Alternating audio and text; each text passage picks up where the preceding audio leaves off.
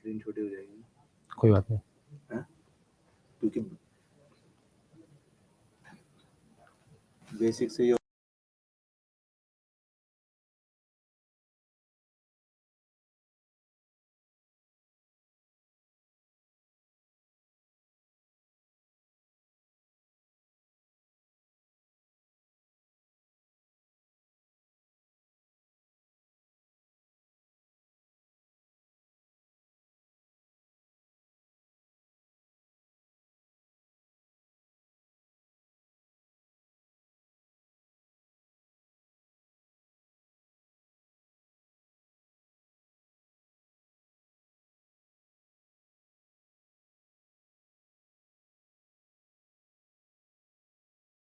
क्या आपको फटाफट से चेक करो ऑडियो वीडियो क्लियर है तो एक बार ऑडियो वीडियो क्लियर है तो मुझे एक बार यस लिख दो, ओके लिख दो, जल्दी करो बेटा, फास्ट फास्ट फास्ट। अरे लेक्चर स्टार्ट हो गया मोहसिन, तेरी आवाज दिख रही है मुझे। हाँ हाँ बिल्कुल बॉटनी की क्लास है, एक बार चेक करें बेटा, कोई टाइम वेस्ट नहीं हुआ। हाँ एक बार चेक करें बेटा सभी बच्चे, एक बार सभी बच्चे चेक करें।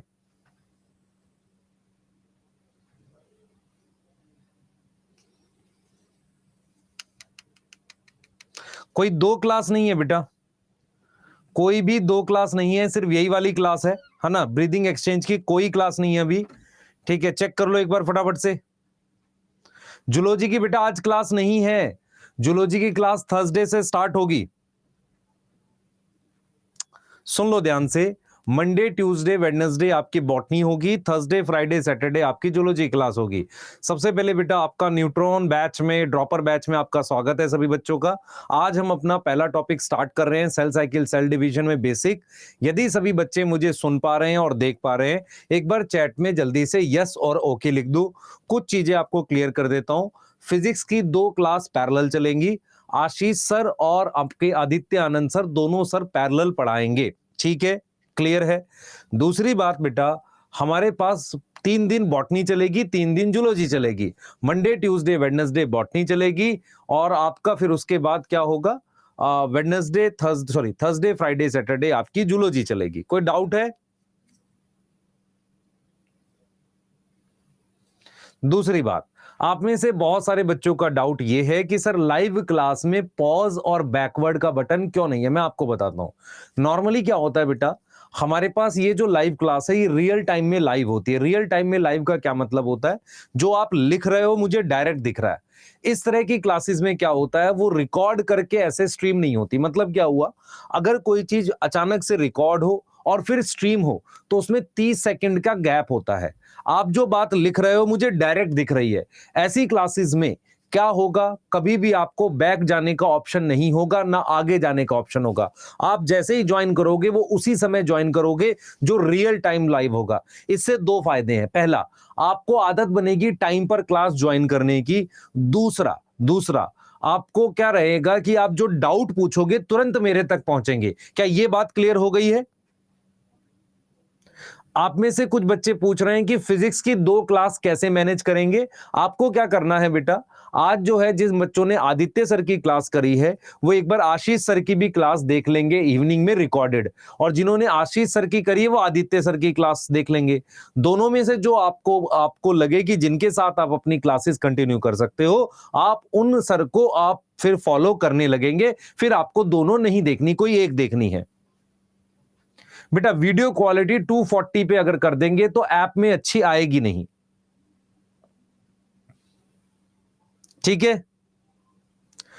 अभी आज बेटा हमारा यह मानना है कि आप सभी बच्चे लाइव क्लास प्रॉपरली करके आप देख लो। उसके बाद अगर आपको लगता है कि टाइम आपको बहुत ज्यादा लगता है तो कुछ मतलब 1 मंथ के बाद आप में से कुछ रिकॉर्डेड देख सकते हैं ऐसे करके, सही है। चलें भाई, बेटा डाटा थोड़ा सा तो अरेंज करना पड़ेगा तुम्हें, थोड़ा बहुत तो अरेंज कर लो यार हमारे लिए।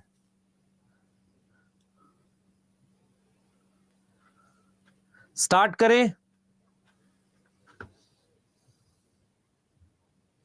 स्टार्ट करें। अच्छा डाउट कैसे पूछना है वो भी बताऊंगा।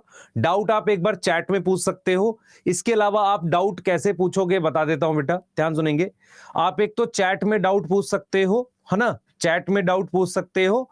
उसके अलावा आप डाउट कैसे पूछोगे, आपके लिए कुछ स्पेशल ग्रुप्स बना रहे हैं टेलीग्राम पे, वहां पूछोगे। सर वहां पर कौन बताएगा? वहां पर डाउट मैं भी बताऊंगा और साथ में हमारे साथ कुछ और लोग हैं जो टीचर्स हैं एसएमई टाइप से, वो आपको डाउट बताएंगे हमारे साथ।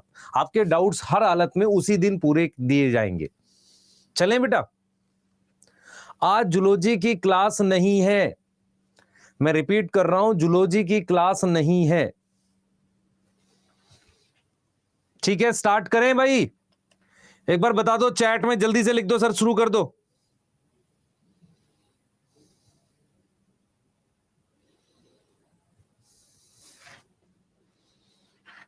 जल्दी बोलो बेटा।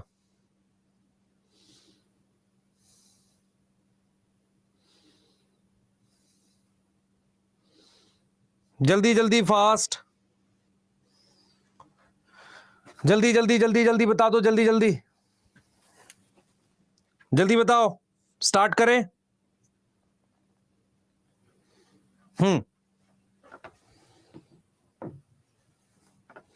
हाँ, मैं रिपीट कर रहा हूं, जूलॉजी की क्लास नहीं है। चलिए स्टार्ट करेंगे।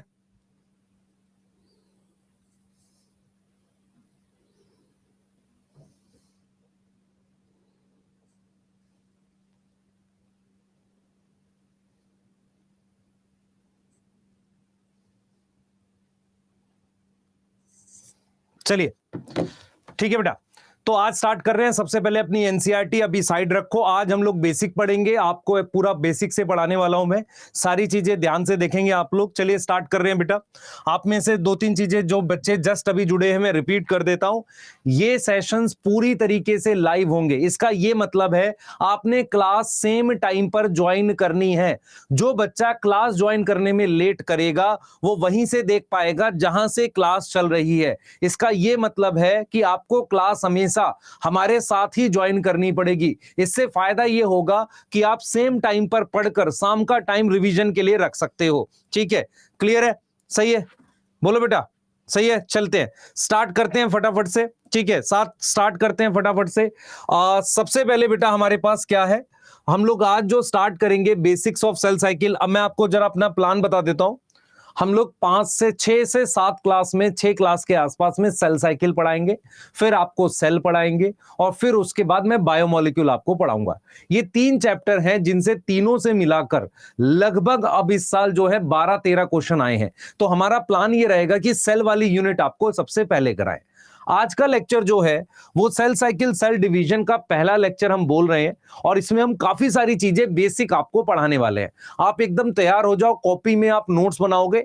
आपके मन के कुछ डाउट्स हैं जो मैं यहां लिखने वाला हूं और उन डाउट्स को आपको दिमाग में समझना है। आज का गोल है बेसिक्स ऑफ सेल साइकिल पढ़ाने वाला हूं मैं। ये कुछ डाउट्स हैं, ध्यान से सुनेंगे बेटा। आप में से कुछ बच्चे पूछते हैं कि सर लेक्चर अटेंड करना है। बिल्कुल करना चाहिए, आपको लेक्चर अटेंड करना चाहिए। बिल्कुल स्टार्ट कर रहा हूं, 2 मिनट लूंगा आपके, 2 मिनट ले सकता हूं? इतना अलाउ करोगे? हाँ सर, क्योंकि हमारा पूरा साल है आपके लिए हमने दिया है, तो आप 2 मिनट हमें जरूर दो। तो मैं यहां पे आपसे पूछ रहा हूं, क्या लेक्चर अटेंड करना चाहिए? यस। क्या लाइव अटेंड करते वक्त नोट्स बनाएं? हम अपना पेस हल्का स्लो रखते हैं, तो आप लाइव अटेंड करते वक्त नोट्स बना लो। आप में से जो बच्चे लाइव अटेंड करते वक्त साफ नोट्स नहीं बना सकते, बाद में पीडीएफ से बनाओ। यहां तक क्लियर है? यहां तक क्लियर है? सही है सर, ठीक है। तीसरी चीज क्या है, नोट्स क्या है बेटा, लेक्चर के साथ ही बनाओ, है ना। लाइव अटेंड करना है, यस, नोट्स लेक्चर के साथ ही बनाओ।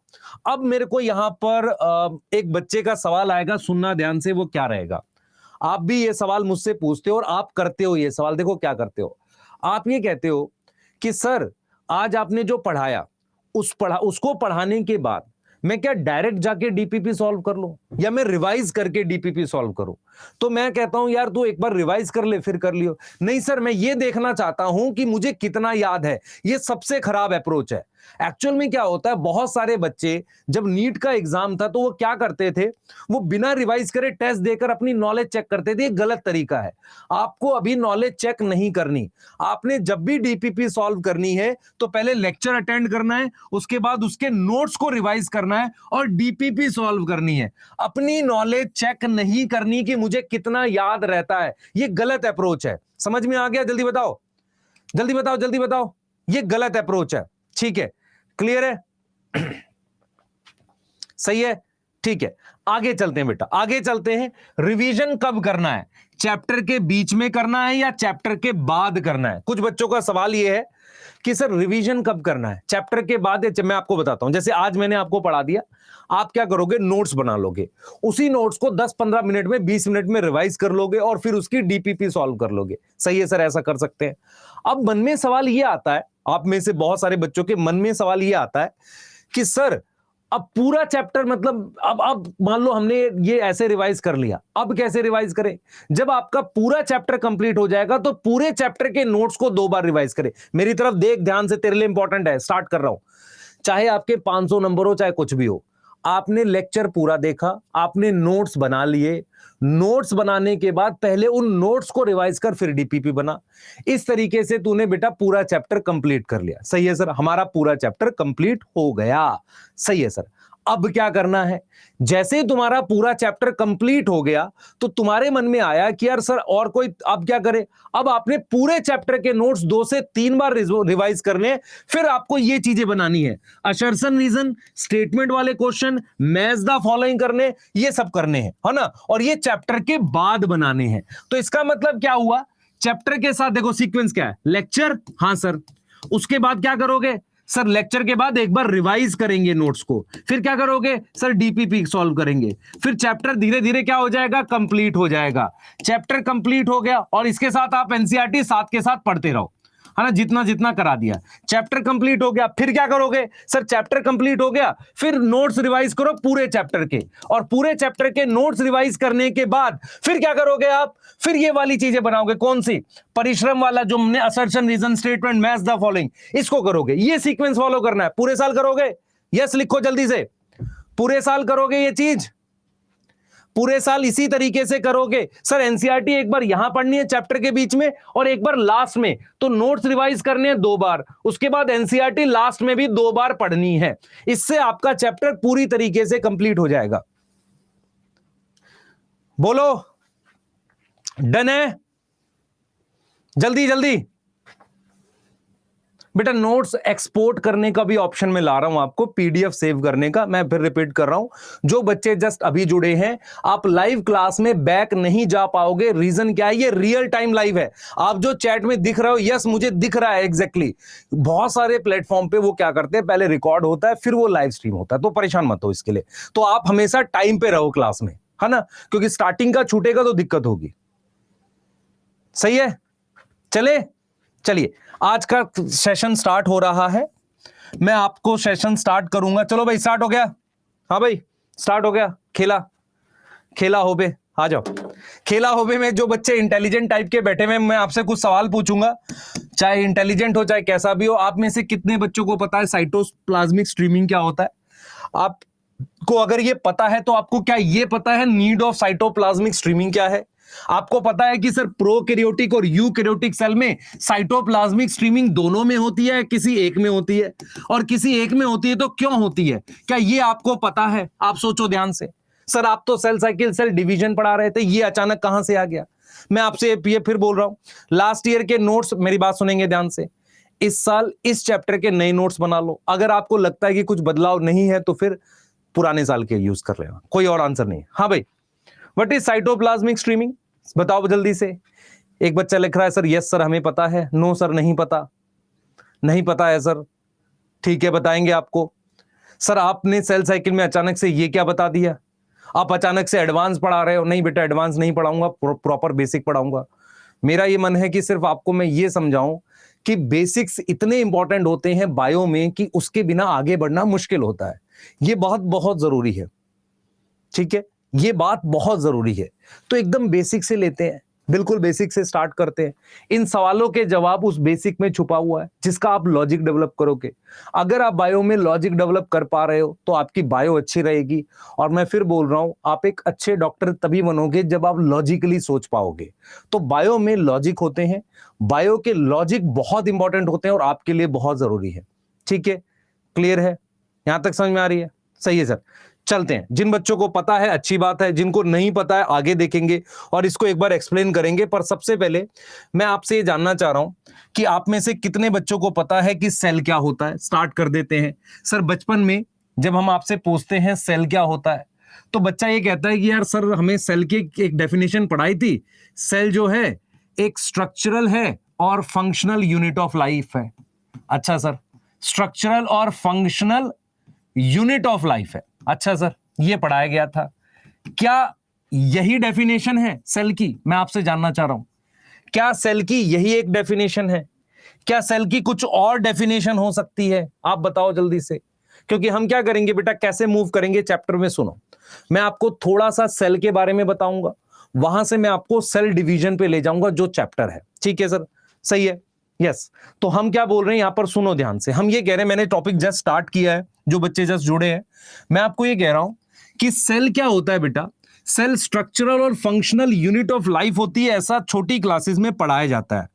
पर अगर आप मेरे से पूछोगे ना, अकॉर्डिंग टू मी या अकॉर्डिंग टू, मतलब मैं रियलिटी बताऊं, अकॉर्डिंग टू मी ही लिख देता हूं। सेल जो होता है उसका मतलब होता है कंपार्टमेंट। कंपार्टमेंट का क्या मतलब हुआ? कंपार्टमेंट का मतलब होता है चैम्बर। कंपार्टमेंट का मतलब क्या होता है? चैम्बर। ठीक है, क्या मतलब हुआ समझो। जैसे मान लो एग्जांपल ले लेते हैं हम लोग। मान लो ये मेरे पास ये जगह है जिसे मैं ओशियन कह रहा हूं। ओशियन मतलब समुद्र है। जरा मेरी बात सुनना ध्यान से, पानी है। मेरी बात सुने ध्यान से। आपने बेटा सेल पढ़ा था, सर लिखना है क्या? जब मैं बोर्ड पे लिख लूंगा उसके बाद। आपने सेल पढ़ा था, आपने सेल में पढ़ा था स्ट्रक्चरल और फंक्शनल यूनिट ऑफ लाइफ को हम सेल कहते हैं। क्या ये डेफिनेशन 100% ठीक है? ठीक है, डेफिनेशन है। लेकिन सेल एग्जैक्टली होता क्या है? सेल का मतलब होता है एक कंपार्टमेंट, एक चैम्बर। ध्यान से सुनेंगे बेटा, कंपार्टमेंट और एक चैम्बर। इधर देखो ध्यान से सारे बच्चे, मैं यहां पर ये कह रहा हूं, मैं आपको यहां पर ये कह रहा हूं कि सेल एग्जैक्टली क्या होता है। सेल का मतलब होता है, जैसे ये सेल है तो सेल का मतलब होता है, ये मैंने लिख दिया भाई ये सेल है, तो सेल का एग्जैक्ट मीनिंग होता है एक तरह का कंपार्टमेंट। ये बन गया है ना। और ये कंपार्टमेंट क्या है समझो। हम ये समझेंगे कि सेल एक चैम्बर या कंपार्टमेंट होता है और उसमें क्या हो रहे होते हैं, कुछ रिएक्शन हो रहे होते हैं। मतलब P कन्वर्ट हो रहा होता है Q में, R कन्वर्ट हो रहा होता है S में। और इस कंपार्टमेंट में जो रिएक्शन है वो बाहर वाले मीडियम से अलग हो रहे होते हैं। मतलब मेरा कहने का मतलब सिंपल ये है कि अगर मैं सेल को देखूं तो सेल एक ऐसा कंपार्टमेंट है, एक ऐसा चैम्बर है, इसके अंदर कुछ रिएक्शन हो रहे हैं। A कन्वर्ट हो रहा है B में, C कन्वर्ट हो रहा है D में, और कुछ रिएक्शंस बाहर होते हैं, यहां बाहर। मतलब क्या हुआ, सेल एक ऐसा डब्बा, एक बॉक्स होता है जिसके अंदर कुछ रिएक्शंस होते हैं। क्या होते हैं सर? रिएक्शंस होते हैं। कैसे रिएक्शन होते हैं? मैं आपसे एक सवाल पूछता हूं, मेरी बात सुनो ध्यान से। सेल के अंदर कैसे रिएक्शन होते हैं? केमिकल रिएक्शन होते हैं? Yes sir. बताओ। हाँ सर। सेल के अंदर जो केमिकल रिएक्शन होते हैं उनको कोई नाम दे सकते हो? बताओ, जल्दी बताओ। सेल क्या है? एक चैम्बर है। कैसा चैम्बर है? एक बॉक्स है। उस बॉक्स के अंदर क्या हो रहा है? कुछ केमिकल रिएक्शन चल रहे हैं। ठीक है सर। वो केमिकल रिएक्शन किस तरीके के हैं? सर कोई चीज किसी में कन्वर्ट हो रही है। क्या उनको कोई नाम दे सकते हैं? बताओ जल्दी भाई, कोई नाम दे सकते हैं? हाँ सर, नाम दे सकते हैं। तो उन रिएक्शंस को हमने नाम दे दिया मेटाबॉलिक रिएक्शन। क्या नाम दे दिया हमने उनको? मेटाबॉलिक रिएक्शन दे दिया। अब मेटाबॉलिक रिएक्शन क्या होता है बेटा? मेटाबॉलिक रिएक्शन वो केमिकल रिएक्शन होते हैं जो किसके अंदर हो? Chemical reaction occurring inside cell. हाँ sir, occurring inside cell. Cell के अंदर होने वाले केमिकल रिएक्शन को मेटाबॉलिक रिएक्शन कहते हैं। और किसकी वजह से होते हैं? Occur due to enzyme. किसकी वजह से होते हैं? एंजाइम की वजह से होते हैं। सर लिख लें क्या इसको? रुक जा 2 मिनट, रुक जा, मैं लिखने का टाइम दूंगा तुझे, 2 मिनट रुक। ठीक है, तो मैं तुझे बेटा एक सिंपल भाषा में ये समझा रहा हूं कि जैसे लाइफ जो थी, मैं अगर आपसे एक सवाल पूछूं, लाइफ पानी में आई थी कि लैंड पे आई थी? सर लाइफ पानी में आई थी। तो हुआ क्या था, सुन ध्यान से। हुआ क्या था, पानी के अंदर कुछ रिएक्शन चल रहे थे। जैसे मान लो T कन्वर्ट हो रहा है V में, कुछ रिएक्शन चल रहे थे। ठीक है सर, कुछ रिएक्शन इस कंपार्टमेंट में चल रहे हैं। तो हमें यह समझना पड़ेगा कि सेल जो है, सबसे पहले सेल जो है वो पानी में, लाइफ आई पानी में। और मुझे यह समझना पड़ेगा कि ये पानी है, यहां चारों तरफ पानी है ऐसे, और ये सेल बना था पहला। तो ये जो इसकी दीवार है जिसे मैं सेल मेम्ब्रेन कह रहा हूं, इस दीवार का वो नेचर होना चाहिए जो बाहर और अंदर के एनवायरनमेंट को अलग कर सके। तो मैं अगर आपसे कहूं कि यार मेरे मेरे मेरे साथ आप एक अपनी एक इमेजिनेशन बनाओ कि सेल आया कैसे। बेटा ड्रॉपर में ये जरूरी है, बिल्कुल जरूरी है। अगर ड्रॉपर में ये जरूरी नहीं होता तो मैं नहीं पढ़ाता। मैं फिर बोल रहा हूं, मैं ड्रॉपर में सिर्फ ये इसलिए पढ़ा रहा हूं कि आप में से बहुत सारे बच्चे इस बात को अगर इमेजिन नहीं कर पाएंगे तो बहुत सारी चीजों में फंसने लगेंगे। ठीक है, तो बहुत सारी चीजें ध्यान से सुने जो मैं बताने वाला हूं। ठीक है, क्लियर है? कुछ बच्चे गुंजक के बेटा स्पैम कर रहे हो, मत करो, कोई फायदा नहीं है। ठीक है, आप अगर ध्यान से नहीं सुनेंगे तो आपको समझ नहीं आएगा। आप में से सुनना पड़ेगा मेरी बातों को ध्यान से। सुनो मैं क्या कह रहा हूं। मैं आपको ये समझा रहा हूं बेटा कि हुआ क्या है, हमें कुछ आइडिया लेना पड़ेगा सेल का। सेल अगर 9th-10th में पढ़ाया जाता है तो एक यूनिट पढ़ाया जाता है, छोटी यूनिट जो स्ट्रक्चरल और फंक्शनल यूनिट है। यहां तक कोई डाउट नहीं है, ठीक है। पर अगर आप हायर क्लासेस में जाते हो तो आपको सेल को समझना पड़ेगा एग्जैक्टली है क्या। हुआ क्या था, लाइफ सबसे पहले पानी में आई थी, तो पानी के अंदर भी कुछ केमिकल रिएक्शन चलते थे। तो हमने ये देखा कि एक ऐसी मेम्ब्रेन, एक ऐसा स्ट्रक्चर बन गया जिसके अंदर कुछ केमिकल रिएक्शन हो रहे हैं। अब जो रिएक्शन पानी में चल रहे हैं और जो अंदर चल रहे हैं उनमें कोई डिफरेंस है क्या? आप बताओ मुझे, उनमें कोई डिफरेंस है क्या? हाँ, डिफरेंस है। जो रिएक्शन बाहर चल रहे हैं उन रिएक्शन को कराने के लिए एंजाइम नहीं है, वो रिएक्शन थोड़ा स्लो हो सकते हैं। समझो ध्यान से सुने बेटा, वो स्लो हो सकते हैं, लेकिन जो सेल के अंदर चल रहे हैं वो रिएक्शन फास्ट होंगे। इसका मतलब उनको कराने के लिए किसी कैटलिस्ट की जरूरत है। तो मैंने यहां पर एक बात समझी कि यार एक पानी था, ओशियन था, उस ओशियन को, वो जो ओशियन है, जो समुद्र है, जो पानी है, वो बना कैसे था? आपने पढ़ा है एवोल्यूशन में, बड़े बड़े गड्ढे थे, बारिश हुई, पानी भर गया। अब मैं ये कह रहा हूं कि इनके अंदर रिएक्शन चल रहे थे। रिएक्शंस क्यों चल रहे थे? क्योंकि उस वक्त तापमान 800 डिग्री सेल्सियस के आसपास था। अब जो रिएक्शन चल रहे थे वो केमिकल रिएक्शन थे।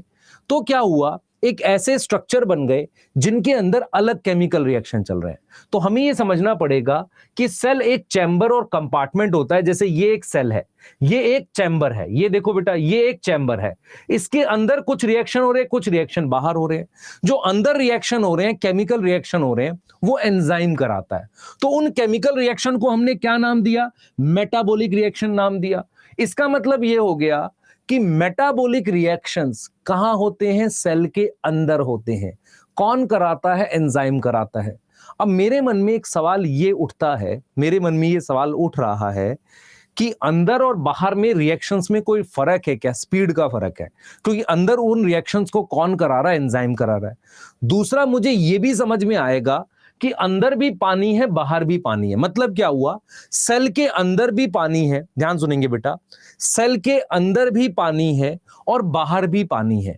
जो अंदर का पानी हमारे पास है सेल के अंदर, सुनना ध्यान से, सेल के अंदर जो पानी है हमारे पास उसे हम साइटोप्लाज्म कह रहे हैं, और सेल के बाहर जो पानी है वो एक नॉर्मल वाटर है। तो हमने ये देखा कि सेल के अंदर के वाटर और बाहर के पानी को अलग करने के लिए हमें एक स्ट्रक्चर की जरूरत होगी जिसे मेम्ब्रेन बोलेंगे।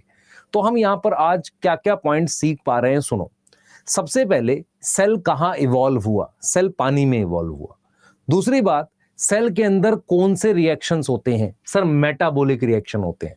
सेल की जो ये मेम्ब्रेन है, ये किसकी बनी होनी चाहिए? किसी ऐसी केमिकल की जो क्या कर सके, बाहर और अंदर के एनवायरनमेंट को आपस में अलग कर सके। देखो बेटा, मैं क्या बोल रहा हूं, ये जो चीज है ना, ये मेम्ब्रेन, ये सेल मेम्ब्रेन किसकी बनी रहती है? लिपिड की होती है। किसकी बनी रहती है? लिपिड की बाइलेयर होती है। लिपिड की बाइलेयर होती है, ये रही। जैसे मान लो मैंने इसको लिख दिया लिपिड की बाइलेयर। ये क्या करती है? सुनना ध्यान से, बाहर और अंदर के रिएक्शंस को अलग करती है। क्यों ऐसा करती है? क्योंकि ये जो मेम्ब्रेन है बाहर और अंदर के पानी को अलग करती है। बाहर क्या है? नॉर्मल वाटर है, अंदर क्या है? साइटोप्लाज्म है। तो आज आपने एक बात सीखी, अपने दिमाग में कि सेल एग्जैक्टली क्या होता है। सेल एक ऐसा स्ट्रक्चर है जिसके अंदर कुछ केमिकल रिएक्शंस लगातार चलते रहते हैं। उन केमिकल रिएक्शंस को, ध्यान सुने, करवाता कौन है? एंजाइम। करवाता कौन है? एंजाइम। उन एंजाइम, ध्यान से सुनो बेटा, उन एंजाइम से होने वाले रिएक्शंस को आप क्या बोलोगे? मेटाबॉलिक रिएक्शंस बोलोगे। ये समझ में आ रहा है? हाँ सर। दूसरी बात क्या है, सेल की जो बाहर वाली दीवार है उसे क्या बोलोगे? बताओ जल्दी से बेटा, उसे क्या बोलोगे? जल्दी बोलो, जल्दी जल्दी। उसे क्या बोलोगे? मेम्ब्रेन बोलोगे। क्या बोलोगे? मेम्ब्रेन बोलोगे।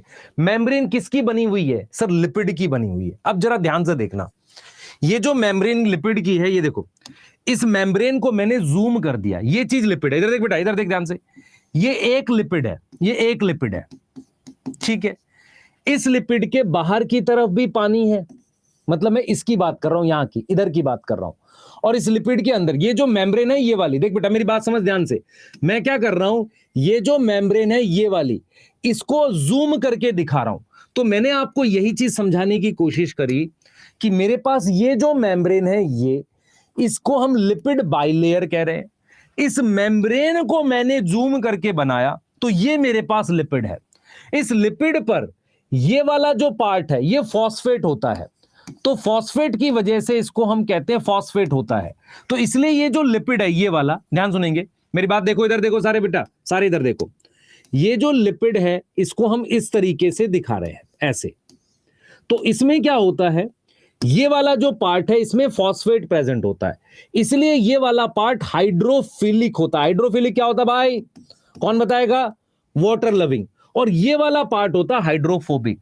तो हमने यहां से कुछ बातें सीखी, मैंने ये सीखा, ध्यान सुनेंगे भाई, ध्यान सुने, ध्यान सुने। आपने क्या समझना है, सेल क्या होता है, व्हाट इज सेल? सेल का मतलब है एक ऐसा चैम्बर, एक ऐसा कंपार्टमेंट जिसके अंदर केमिकल रिएक्शन चल रहे हैं। कोई डाउट है? कोई डाउट है इस बात में? नहीं सर। उसके बाद ये क्या है सर? मेम्ब्रेन है। ये मेम्ब्रेन क्या करती है? अंदर वाले और बाहर वाले रिएक्शंस को क्या करती है? क्या करती है बताओ? क्या करेगी? अलग करेगी। ये मेम्ब्रेन किसकी बनी है? लिपिड की बनी है। लिपिड की कैसी लेयर है? डबल लेयर है। तो इस डबल लेयर में ये वाला जो पार्ट है, ये वाला पार्ट, ये क्या है?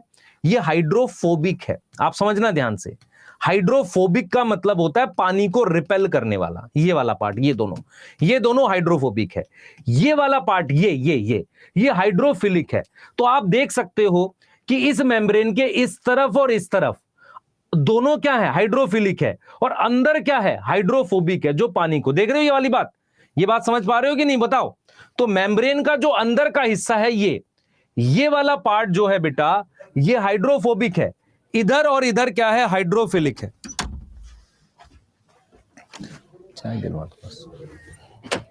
ठीक है? अरे जल्दी बोलो भैया, बोलो ना। हाँ, तो हमने यहां पर क्या क्या सीख लिया? अब मैं जो पॉइंट्स पूछूंगा उसको समझना, मैं जो पॉइंट्स पूछूंगा बताना, उसको समझना आप ध्यान से। जो पॉइंट्स पूछूंगा उसको बताना कि सर समझ आया कि नहीं, मुझे आपसे अब ये बात जाननी है। चलो भाई आ जाओ, जल्दी आ जाओ, मैं आपसे जानना चाह रहा हूं, बताते चलना कि सारी बातें ठीक है। सर लिखा नहीं, मैं टाइम दे रहा हूं, एक बार रुक जा, भी दे रहा हूं टाइम। मैं लिख रहा हूं, सेल क्या है? सेल एक चैम्बर है। चैम्बर मतलब कंपार्टमेंट है, ठीक है। उसके बाद इनसाइड सेल क्या है? इनसाइड सेल क्या है? वाटर है, ठीक है सर। उस वाटर में, ध्यान सुनिए बेटा, वो पानी है, उस पानी में, ध्यान सुनियो, पानी में कुछ केमिकल रिएक्शन हो रहे हैं, केमिकल रिएक्शन हो रहे हैं। तो वो जो पानी है, उस पानी को मैंने साइटोप्लाज्म बोल दिया। इतनी बात समझ में आ रही है? तो साइटोप्लाज्म क्या है? वो पानी है सेल के अंदर का जिसके अंदर केमिकल रिएक्शन हो रहा है। नेक्स्ट चीज बेटा, chemical reaction occur inside cell, chemical reaction occur inside cell, occur due to, बताओ जल्दी से, अकर ड्यू टू एंजाइम। बेटा ये लिखना है, बिल्कुल लिखना है, क्योंकि रीड करोगे इसे। उसको हम क्या बोलेंगे? मेटाबॉलिक रिएक्शन बोलेंगे, मेटाबॉलिक रिएक्शन बोलेंगे। अब मैं आपसे अगर एक बात बोलूं कि जो एंजाइम है, एंजाइम है, can act outside cell, true या फॉल्स? बताओ जल्दी से, क्या ये एंजाइम सेल के बाहर काम कर सकते हैं? जल्दी बोलो, can enzyme act outside cell?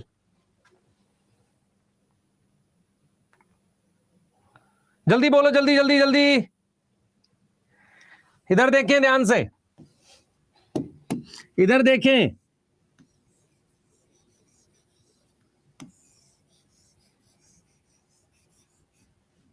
इधर देखें भाई सारे बच्चे, ये क्या है सर? ये एलिमेंट्री कैनाल है तुम्हारी। एलिमेंट्री कैनाल का क्या मतलब है? तुम्हारा फूड पाइप है एलिमेंट्री कैनाल, सॉरी ईसोफेगस होता है फूड पाइप, ये तुम्हारी एलिमेंट्री कैनाल गट है। अब क्या हुआ, इस सेल ने एंजाइम यहां रिलीज कर दिए, उसने क्या किया, स्टार्च को तोड़ दिया ग्लूकोज में। किसने? एंजाइम ने। ये काम कर दिया। इसका मतलब जो एंजाइम है सेल के बाहर काम कर सकते हैं। यस। तो यहां से मुझे एक बात समझ में आई, ध्यान सुने, यहां से मुझे एक बात समझ में आई कि सेल के अंदर होने वाले केमिकल रिएक्शन सारे एंजाइम कराता है। यस, पर एंजाइम सेल के बाहर भी काम कर सकते हैं। यस। तो इसका मतलब यह हो गया, मैं यह बोल सकता हूं कि all metabolic reaction inside cell occur due to enzyme. पहली स्टेटमेंट ठीक है। दूसरा, metabolic reaction can occur inside and outside cell, पर दोनों के लिए मुझे एंजाइम चाहिए। समझ में आ गया कि नहीं? बोलो, समझ आया? Yes sir. तो हमें ये जो पॉइंट्स है ना बेटा, ये बहुत डीप बातें हैं आपके लिए, ये बहुत डीप बातें हैं जो आपने समझ के चलनी है, आपने समझ के चलनी है डीप बातें। ठीक है,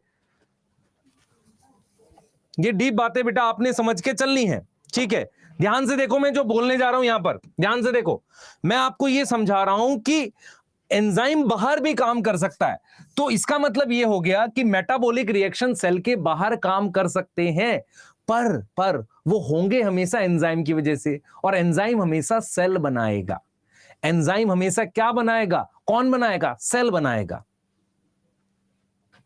बहुत बढ़िया, ऐसा लिविंग वर्ल्ड में लिखा था। सही है सर। अच्छा, हमें ये बात भी समझ में आ गई, ये बात भी समझ में आ गई।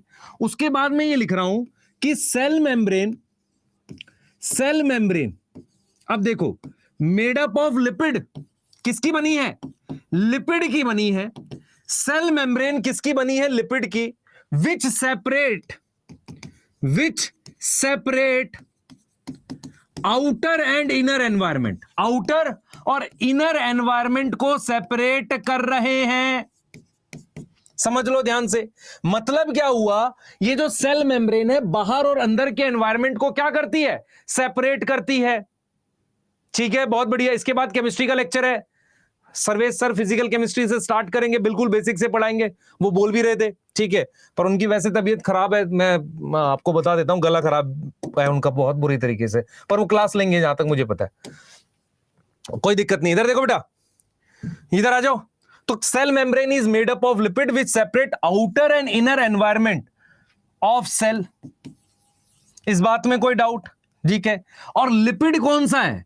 Lipid is phospholipid. फॉस्फोलिपिड, हाँ भाई, कौन बच्चा बताएगा कि अगर किसी पे पॉजिटिव और नेगेटिव चार्ज हो उसे डाइपोल बोलते थे तुम? ऐसा कुछ होता था? पता नहीं, मुझे नहीं पता, उतनी फिजिक्स आती नहीं, पर मैं आपको सिर्फ ये समझा रहा हूं कि फॉस्फोलिपिड जो होता है वो कैसा होता है, वो उसमें क्या होगा बेटा, हाइड्रोफिलिक एंड हाइड्रोफोबिक पार्ट दोनों होता है। इतने बात में अगर किसी को डाउट है तो पूछो। हम आगे जा रहे हैं। सर लिखने का टाइम दोगे? बिल्कुल दूंगा, क्लास में पूरा पूरा टाइम दूंगा। इसको नोट करो, पहले इसको नोट करो। हाँ, ज़्यूटराइन पढ़ा था, सही है सर। जल्दी से नोट करेंगे बेटा, जल्दी जल्दी फास्ट, जल्दी जल्दी फास्ट नोट करो। ठीक है, तो सेल एक चैम्बर होता है, कुछ रिएक्शन अंदर हो रहे हैं, कुछ रिएक्शन बाहर हो रहे हैं। बाहर और अंदर के रिएक्शन को कौन अलग कर रहा है? लिपिड की लेयर अलग कर रही है। ठीक है, लिपिड की लेयर अलग कर रही है। क्या ये समझ में आ रहा है? हाँ सर, ये समझ में आ रहा है, इतनी बात समझ में आ रही है, बिल्कुल सही है। ठीक है, नोट कर लो एक बार। दूसरी चीज हमने बोली है, ये रिएक्शन कौन करा रहा है? एंजाइम करा रहा है। मैं आपसे एक सवाल पूछता हूं, मुझे आंसर करना, आपको लॉजिकली समझ में आएगी बात। मैं आपसे एक सवाल पूछता हूं, मान लो सेल के अंदर 10 रिएक्शन हो रहे हैं, ठीक है, क्या कोई ऐसा रिएक्शन हो सकता है जो बिना एंजाइम के हो? क्या कोई ऐसा रिएक्शन हो सकता है जो बिना एंजाइम के हो? यस और नो बताना बस, जल्दी। रीजन सोच सकते हो, देखो तुरंत चैट में, मैं इसलिए कह रहा हूं लाइव है ये, रियल टाइम लाइव है, तुरंत दिख रहा है आपको चैट में। नहीं तो क्या होता है, वो रिकॉर्ड होके जब लाइव जाती है तो वो 30 सेकंड का गैप आता है तुम्हारे यस और नो में। ठीक है, नहीं होता बेटा, नहीं होता। मैं रीजन बताता हूं तुझे, मेरे को बात सुन। सेल के अंदर जो केमिकल रिएक्शन हो रहे हैं, वो केमिकल रिएक्शन मुझे तेज स्पीड से कराने, इसलिए एंजाइम चाहिए। अब मैं तेरे से एक सवाल पूछता हूं, मान ले 10 रिएक्शन हो रहे हैं, कोई एक बिना एंजाइम के होगा तो उसकी स्पीड इतनी ज्यादा स्लो होगी, बाकी के रिएक्शन उसकी मदद से चल ही नहीं पाएंगे। भाई रिएक्शन सेल के अंदर आपस में कहीं ना कहीं डायरेक्टली इनडायरेक्टली जुड़े हुए रहते हैं। अगर कोई भी एक रिएक्शन मैं बिना एंजाइम के कराऊंगा, उससे क्या होगा, वो रिएक्शन इतना ज्यादा स्लो होगा जो बाकियों को अफेक्ट करने लगेगा। समझ में आ रहा है? बोलो, जल्दी बताओ।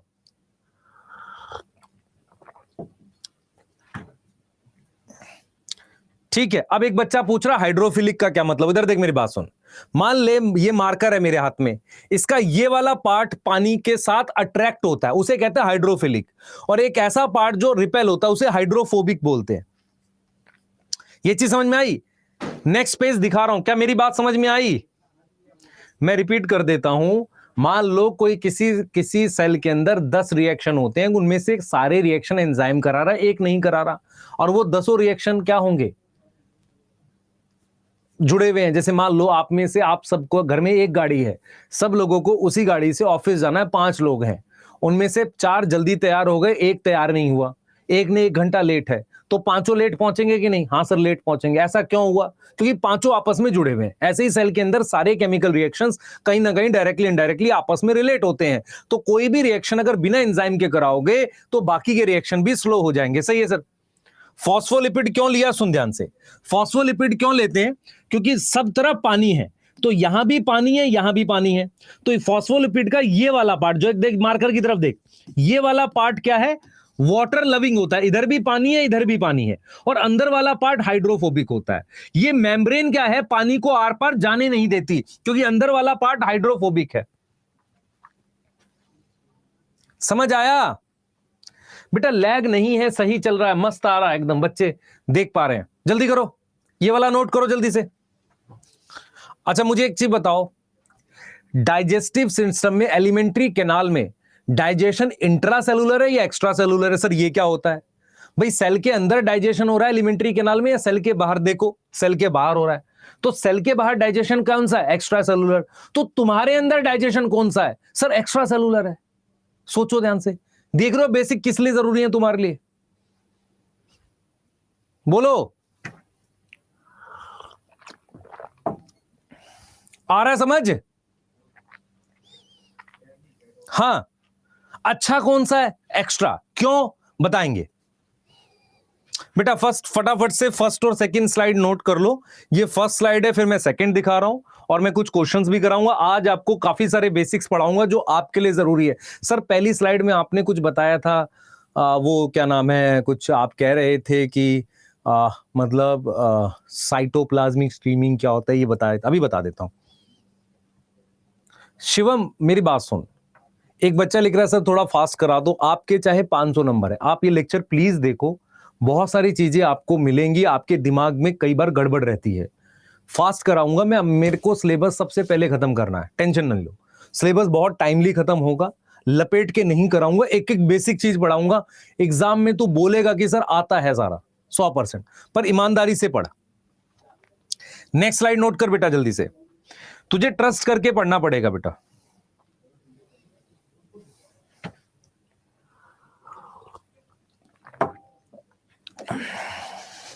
ठीक है, हाँ नोट कर लो ये वाला, आगे चलते हैं। नोट करो जल्दी से,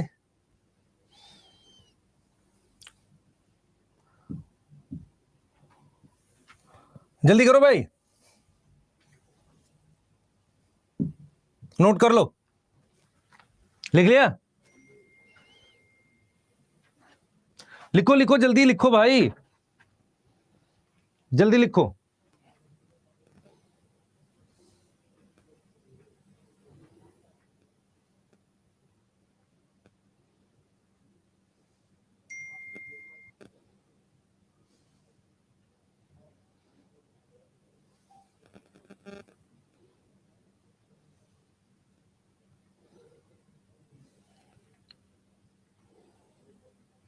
जल्दी बोलो। सही है, बढ़िया है। आ जाओ भाई, अगले आ जाओ। यहां तक नोट करने के बाद अब मैं आपसे कुछ सवाल पूछूंगा, बताना सर, मुझे बताना सर, बताओ क्या सवाल है आपके। ठीक है भाई। सर आपने ये बताया है, अभी अभी अभी जस्ट बताया, जो हमें समझ में आया कि यहां इस तरीके से सब जगह पानी था, ऐसे पानी बना देते हैं। सही है सर। ये देखो भाई, ये इस तरीके से मैं पानी बना रहा हूं। लाइफ जो थी पहले पानी में आई थी। सर पानी बना दो एकदम चमचमाता हुआ पानी। बेटा ज्यादा परेशान होके मत पढ़ो, खुश होके पढ़ो, मजा आएगा। सारा कराऊंगा एकदम बेसिक से, एक एक चीज तुम्हारे दिमाग में बैठ जाएगी, टेंशन नहीं लेना। और ये मेम्ब्रेन है, ठीक है सर। ये वाली चीज क्या है सर जी? ये मेम्ब्रेन है। ये मेम्ब्रेन किसकी बनी है सर? मेम्ब्रेन बनी है किसकी? लिपिड की। और लिपिड कैसे काम करता है? Barrier. What is barrier? Barrier क्या होता है? जो सेपरेट करता है किसको? Separate outer and inner environment. कोई डाउट है यहां तक? अरे बोलो, चैट में यस नो लिखो भाई। यहां तक कोई डाउट है? सही है, बढ़िया, एकदम तुरंत चैट आ रही है, मस्त, एकदम मजा आ गया। चैट एकदम फास्ट आ रही है, बहुत मजा आ रहा है। अब सुन लो ध्यान से, आगे सुनो। अब सुनना ध्यान से, मैं कह रहा हूं कि कुछ रिएक्शन इसमें हो रहे हैं। ए कन्वर्ट हो रहा है बी में, बी कन्वर्ट हो रहा है सी में, इसको एंजाइम करा रहा है। सही है सर, इसको एंजाइम करा रहा है। ठीक है सर। अब यहां पर मुझे दो चीजें चाहिए। पहला, मुझे कुछ ऐसा चाहिए, मुझे कुछ ऐसा चाहिए कि जो बाहर से चीजों को अंदर मूव करा सके। मतलब क्या हुआ? इस मेम्ब्रेन पर कोई ना कोई ऐसी जगह हो जहां से चीजें बाहर से अंदर मूव कर सके। सर ऐसा क्यों? क्योंकि आपको पता है कि भाई जब तक अगर सेल के अंदर कुछ चीजें नहीं जाएंगी तो सेल मर जाएगा ना। तो मुझे बाहर से चीजें अंदर मूव कराने के लिए, बाहर से चीजें अंदर मूव कराने के लिए कुछ गेट चाहिए। ठीक है, तो इसका मतलब यह हुआ कि मेम्ब्रेन पर कुछ गेट होने चाहिए। मेम्ब्रेन जो है ना, मेम्ब्रेन पर क्या होने चाहिए? Need some gate. अच्छा सर, गेट कौन से लगाओगे? लगा दो। ये जो गेट है ना बेटा, ये प्रोटीन के चैनल होते हैं। ये क्या होते हैं? प्रोटीन के चैनल और पंप होते हैं। और इनको आप किस पे लगाओगे? मेम्ब्रेन पे लगा दो, ताकि चीजें इनसे अंदर जा सके। जैसे मान लो ग्लूकोज है, उसको अंदर लेकर जाना है, तो आपको समझना पड़ेगा कि अगर मुझे सेल को जिंदा रखना है तो मेम्ब्रेन पर मेरे पास गेट होने चाहिए, गेट या चैनल होने चाहिए। इन चैनल से दो फायदा होगा। क्या फायदा होगा बताओ? क्या फायदा होगा? सुनना ध्यान से। पहला मेरे पास देखो, ध्यान सुनेंगे। इस चैनल से दो फायदे होंगे। पहला, मेरे पास कुछ चीजें मूव करेंगी, सम सब्सटेंस मूव इनसाइड। चलो सर अंदर मूव कर देते हैं। सही है सर। दूसरा फायदा क्या होगा? बेनिफिट क्या है वो लिख रहा हूं। अरे दिख रहा है, बेनिफिट ही होगा। दूसरा क्या होगा?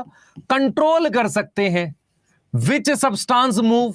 अच्छा ऐसे कैसे? अभी बता देता हूं, बहुत ध्यान से सुनेंगे इस बात को। सुन लो ध्यान से, मैंने क्या समझाया। सर क्या समझाया बता दो फिर से।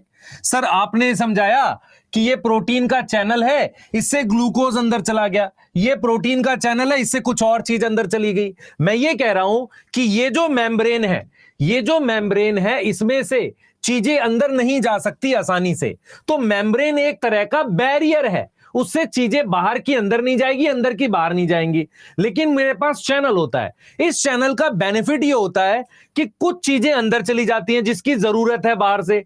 दूसरा, हमारी मर्जी भी चलती है। मतलब मैं अगर आपसे कहूं, ध्यान से सुनना, मैं आपसे कहूं कि मान लो एक सेल है, सेल के बाहर आपने ग्लूकोज रख दिया, सेल के बाहर आपने रख दी कोई और शुगर रख दो, ग्लूकोन एस्प्रिन रख दो, या उसके बाहर आप रख दो टेट्रासाइक्लिन रख दो, ये 3-4 केमिकल रख दो। उनसे होगा क्या? अगर ग्लूकोज का गेट है तो ग्लूकोज अंदर जाएगा। एस्पिरिन का गेट नहीं है तो नहीं जाएगा ना। तो इसका मतलब यह हुआ कि जब सेल बना था वो एक चैम्बर बना था, सही है सर, उसके अंदर रिएक्शन होते थे, ये भी बढ़िया है। तो सेल से बाहर, अंदर और बाहर चीजें जब मूव करती हैं उसके लिए हमने गेट लगा लिया। गेट के दो फायदे, पहला, गेट जो है किसी पर्टिकुलर चीज को जाने देगा, दूसरा, जिस चीज का गेट नहीं है वो सेल के अंदर नहीं जा सकती। समझ आया बेटा? सेकंड स्लाइड मैंने हर सही टाइम के लिए दिखाई थी, आप प्लीज थोड़ा इतना तो जल्दी लिखोगे, ऐसा नहीं है, गलत बात है। अरे समझ आया? इसका मतलब यह है कि अगर कोई सेल है उसके बाहर क्या चीज प्रेजेंट है, वो अंदर जाएगी नहीं जाएगी, वो किस पे डिसाइड होगा? वो डिसाइड होगा कि उस पे कौन सा गेट है। जल्दी बोलो, मैं क्या समझा रहा हूं एक बार रिपीट कर देता हूं फिर से देखो। मेरे पास ये सेल मेम्ब्रेन है, हां सर। सेल मेम्ब्रेन किसकी बनी है? सेल मेम्ब्रेन लिपिड की डबल लेयर है। सर डबल लेयर का क्या मतलब है? ये देख बेटा, डबल लेयर मतलब एक लिपिड ये रहा, एक लिपिड ये रहा। इसका पानी का लविंग वाला पार्ट देख बेटा, यहां पर बाहर की तरफ है, इसमें भी बाहर की तरफ है पानी लविंग, है ना। और हाइड्रोफोबिक मतलब जो पानी को रिपेल करता है, अंदर की तरफ है। सर ठीक है, उसके बाद क्या बताया आपने? उसके बाद आपने लिखा कि ये मेम्ब्रेन जो है बाहर और अंदर के एनवायरनमेंट को अलग करती है। मेरे पास गेट होते हैं। गेट किसके बने हैं? प्रोटीन के। वो क्या करते हैं? कुछ चीजों को अंदर ले जाते हैं, ठीक है, और क्या करते हैं? कुछ चीजों को वो क्या कंट्रोल कर सकते हैं। मान लो जिसका गेट नहीं है वो जाएगा ही नहीं। मतलब पॉइंट ये है बेटा, आपको समझना पड़ेगा। देखो पॉइंट ये है कि ये जो मेम्ब्रेन है ना, ये वाली मेम्ब्रेन, ये अंदर और बाहर के एनवायरनमेंट को अलग करती है, सही है सर। अब क्या है कि चीजें अंदर चाहिए ना, तो हमने क्या किया है, इस तरीके के गेट लगा दिए। ये क्या है बेटा? ये इस तरीके के हमने गेट लगा दिए। ये गेट किसके बने हुए हैं? ये गेट प्रोटीन के बने हुए हैं। किसके बने? अलग केमिकल है। उससे क्या होगा? उससे चीजें अंदर जा सकती है। पर ये गेट क्या होता है बेटा? जैसे मान लो जो चैनल है, वो चैनल क्या होता है? किसका बना हो सकता है? चैनल स्पेसिफिक होता है। स्पेसिफिक का मतलब होता है किसी पर्टिकुलर चीज के लिए होगा। मान लो ग्लूकोज का चैनल है, जैसे मान लो ये ग्लूकोज है, तो ग्लूकोज अंदर चला जाएगा। लेकिन अगर यहां पर मैंने क्या रख दिया? एक केमिकल रख दिया जिसका नाम एस्पिरिन है। अब एस्पिरिन एक केमिकल है, इसका ना ये चैनल एस्पिरिन का, ना ये चैनल एस्पिरिन का, तो एस्पिरिन सेल के अंदर नहीं जाएगी। इसका मतलब ये हो गया कि चैनल जो है, जो चैनल है उसका क्या बेनिफिट है? पहला, वो कुछ चीजों को अंदर मूव करती है। दूसरा, वो कंट्रोल कर सकती है कि कौन सी चीज अंदर जाएगी। सही है? यहां तक समझ में आ गया? यहां तक समझ में आ गया? तो यहां पर मुझे एक बात समझ में आ गई कि मेम्ब्रेन जो होती है बेटा, मेम्ब्रेन जो होती है, मेम्ब्रेन वो प्रेजेंट होती है सभी सेल में, present in all living cell. मैं यहां पर लिविंग इसलिए कह रहा हूं कि जिस सेल में मेम्ब्रेन नहीं होती वो काम नहीं कर रहा होगा। क्यों? क्योंकि कोई चीज अंदर बाहर उसमें मूव नहीं कर रही है। दूसरा क्या है? मेम्ब्रेन हैव चैनल, ठीक है, मेम्ब्रेन हैव चैनल, जो किसके बने हुए हैं? प्रोटीन के। जो क्या करता है? Control movement of substance. यहां तक समझ में आ रही है भाई? अब यहां तक बात समझ में आ गई कि नहीं बताओ? जल्दी जल्दी जल्दी जल्दी फास्ट। यहां तक बात समझ में आ गई? जल्दी बताओ। यहां तक बात समझ में आ गई? जल्दी जल्दी फास्ट फास्ट फास्ट।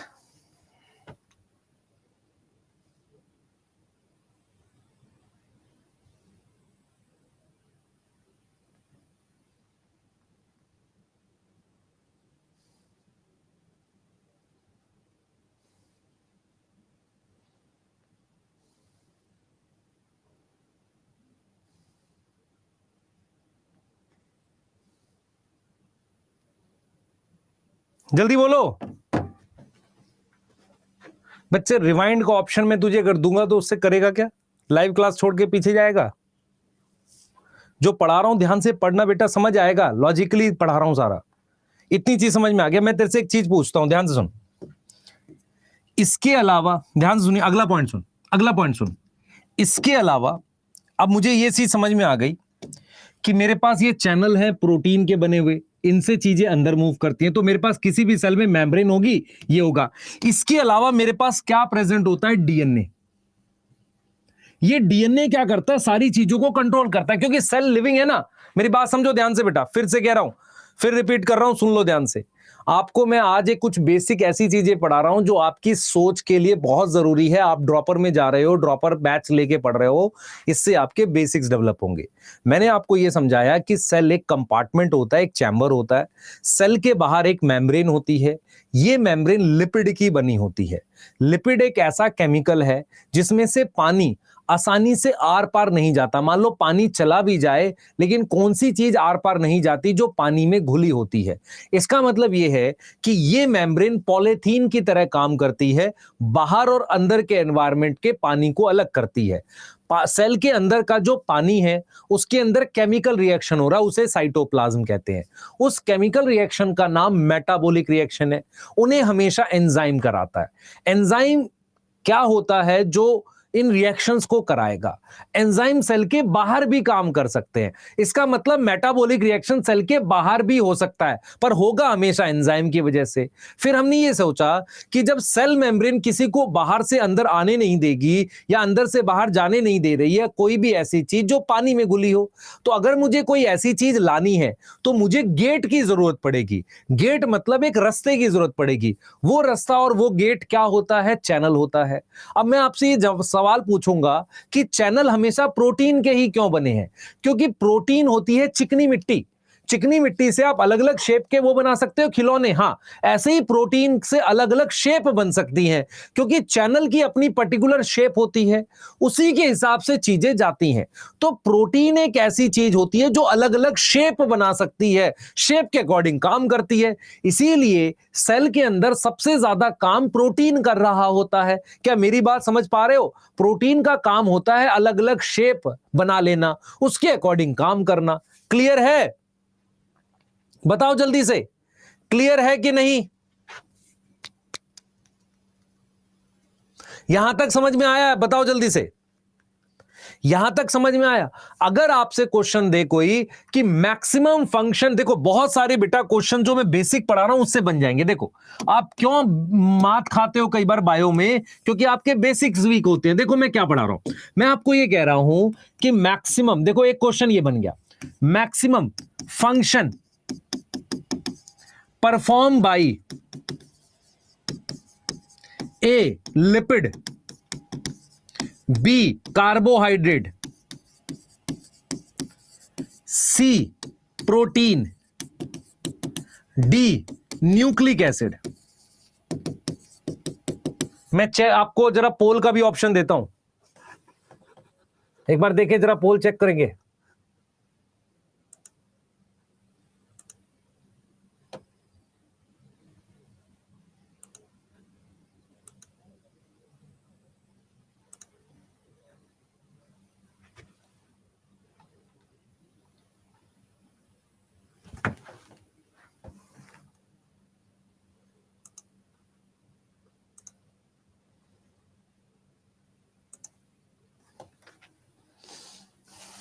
आया पोल?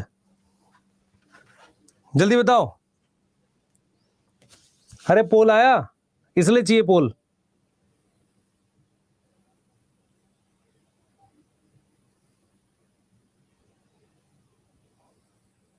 इसलिए बेटा लाइव का ऑप्शन चाहिए। मोहम्मद रफीउद्दीन बेटा, आपने अभी ज्वाइन किया, क्यों ज्वाइन किया? आप क्लास टाइम पे नहीं करोगे? आप ऑफलाइन में जाते तो क्लास टाइम पे नहीं जाते? आप में से सभी बच्चे प्लीज क्लास टाइम पे अटेंड करो, क्योंकि लाइव का फायदा ही नहीं है, फिर तो रिकॉर्डेड देखा करो। पॉइंट ये है कि पोल तुरंत आएगा, इससे फायदा होगा जब मैं पोल कराऊंगा तुरंत आ जाएगा। सेल मेम्ब्रेन सेमी परमिएबल इसी की वजह से तो होती है, प्रोटीन की वजह से। सी आएगा आंसर, सी आएगा। एक बच्चा लिख रहा है sir cell membrane semi permeable होती है, नहीं, प्रोटीन की वजह से होती है। सी आएगा, जल्दी करो जल्दी। हाँ सी आएगा आंसर,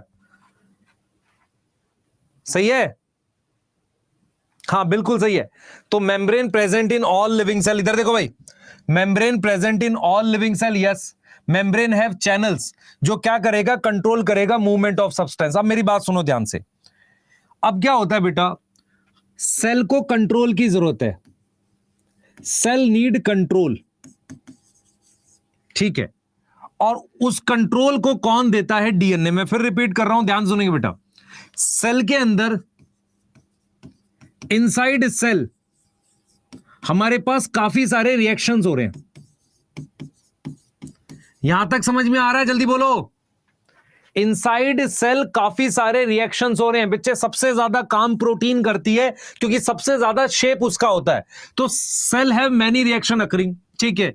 तो all reactions and process need control. तो सेल के अंदर जो चीजें कंट्रोल करता है, ऐसा कुछ चाहिए ना भाई। देखो सबसे पहले सेल क्या है, चैम्बर है। चैम्बर के अंदर क्या हो रहे हैं, रिएक्शन हो रहे हैं। अब उन रिएक्शंस को हमने केमिकल रिएक्शन कह दिया। अब मैं ये कह रहा हूं क्या सेल के अंदर कुछ ऐसा होता है जो सारी चीजों को कंट्रोल करेगा? हाँ वो होता है। और वो कंट्रोल क्या है, that control is by DNA. वो कंट्रोल कौन है, वो डीएनए है। इसका मतलब यह हुआ कि हर एक सेल में एक तरह का कंट्रोल होता है। कंट्रोल का मतलब जो चीजें कंट्रोल करेगा, सारा प्रोसेस वही बताएगा कैसे होना है सेल के अंदर, और वो सब कौन है, डीएनए। अब डीएनए क्या है एग्जैक्टली? डीएनए तो धागा है। उसमें क्या है, उसमें इंफॉर्मेशन लिखी हुई है। मेरी बात ध्यान से सुने बेटा, सब लोग मेरी बात बिल्कुल ध्यान से सुने। डीपीपी तुम्हें कहां मिलेगी, आज एक वीडियो डाल रहा हूं टेलीग्राम पे, ध्यान से देख लेना, सारी चीजें कहां मिलेंगी। परेशान मत हो, इधर पढ़ो भले। ये मान लो तुम्हारे पास पेज है, ध्यान सुनो, ये तुम्हारे पास पेज है, ठीक है सर। ये पेज डीएनए है। इस पेज पर इंफॉर्मेशन लिखी हुई है कि सेल के अंदर क्या करना है। दिमाग बैठाओ अपने। सेल के अंदर जो डीएनए होता है वो एग्जैक्टली क्या होता है, वो एग्जैक्टली एक ऐसा थ्रेड होता है, एक धागा होता है जिसमें सारी इंफॉर्मेशन लिखी है कि सेल के अंदर कब क्या होगा। तो हर एक सेल में डीएनए होना जरूरी है सर। आरबीसी में नहीं होता, पर वो इंफॉर्मेशन से क्या काम करना है वो बता के जाता है, ठीक है। क्लियर है? जल्दी बोलो बेटा, स्पैम मत करो जो बच्चे कर रहे हैं, मैं मना कर रहा हूं।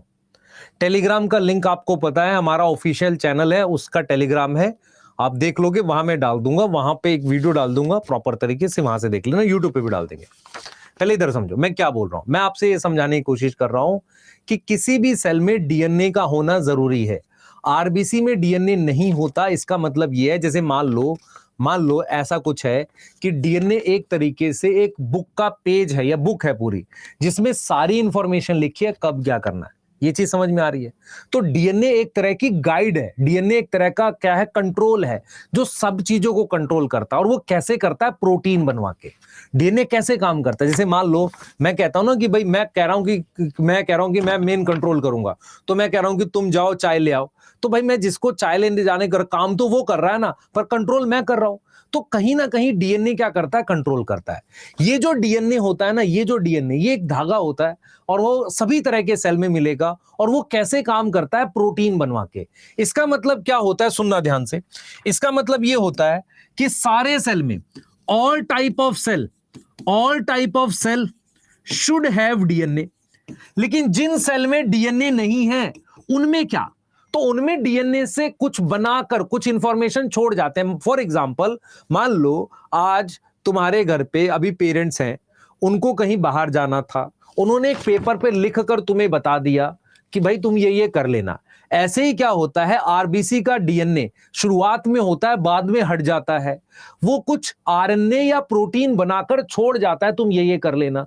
ये बात समझ में आ रही है? ये क्लियर है? तो सेल में डीएनए होना जरूरी है।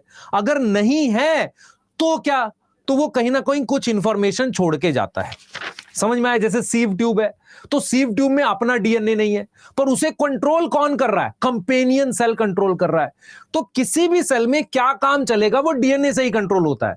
लेकिन अगर डीएनए नहीं है तो उसमें ऑलरेडी इंफॉर्मेशन होती है। तो इसका मतलब यह, अगर आपको नीट में क्वेश्चन आ जाए आरबीसी में डीएनए होगा, आप कहोगे नहीं। प्रोटीन होगी, आरएनए होगा, हो सकता है, क्योंकि डीएनए से आरएनए बनता है और आरएनए से बनती है प्रोटीन। अरे कुछ समझ में आ रहा है? हाँ ना तो बोलो, जल्दी जल्दी जल्दी। समझ में आ गया? ये समझ में आ गया? तो ऑल टाइप ऑफ सेल पे क्या होना चाहिए? डीएनए होना चाहिए। तो मेरे को कुछ कुछ पॉइंट्स नोट करो जल्दी से, ये नोट करो, स्लाइड जल्दी जल्दी फास्ट। बेटा बेसिक नहीं ठीक करोगे तो गड़बड़ हो जाएगी। बहुत सारे बच्चों को पता ही नहीं होगा कि आरबीसी में आरएनए होना चाहिए कि नहीं, क्योंकि डीएनए काम ही कैसे करता है? डीएनए काम करता है प्रोटीन बनवा के। मतलब मैं आपसे कहूं कि डीएनए तो सिर्फ इंफॉर्मेशन है, वो खुद काम नहीं करता, वो प्रोटीन बना के काम करता है। क्लियर है? जल्दी बताओ, जल्दी जल्दी जल्दी जल्दी जल्दी बताओ बेटा।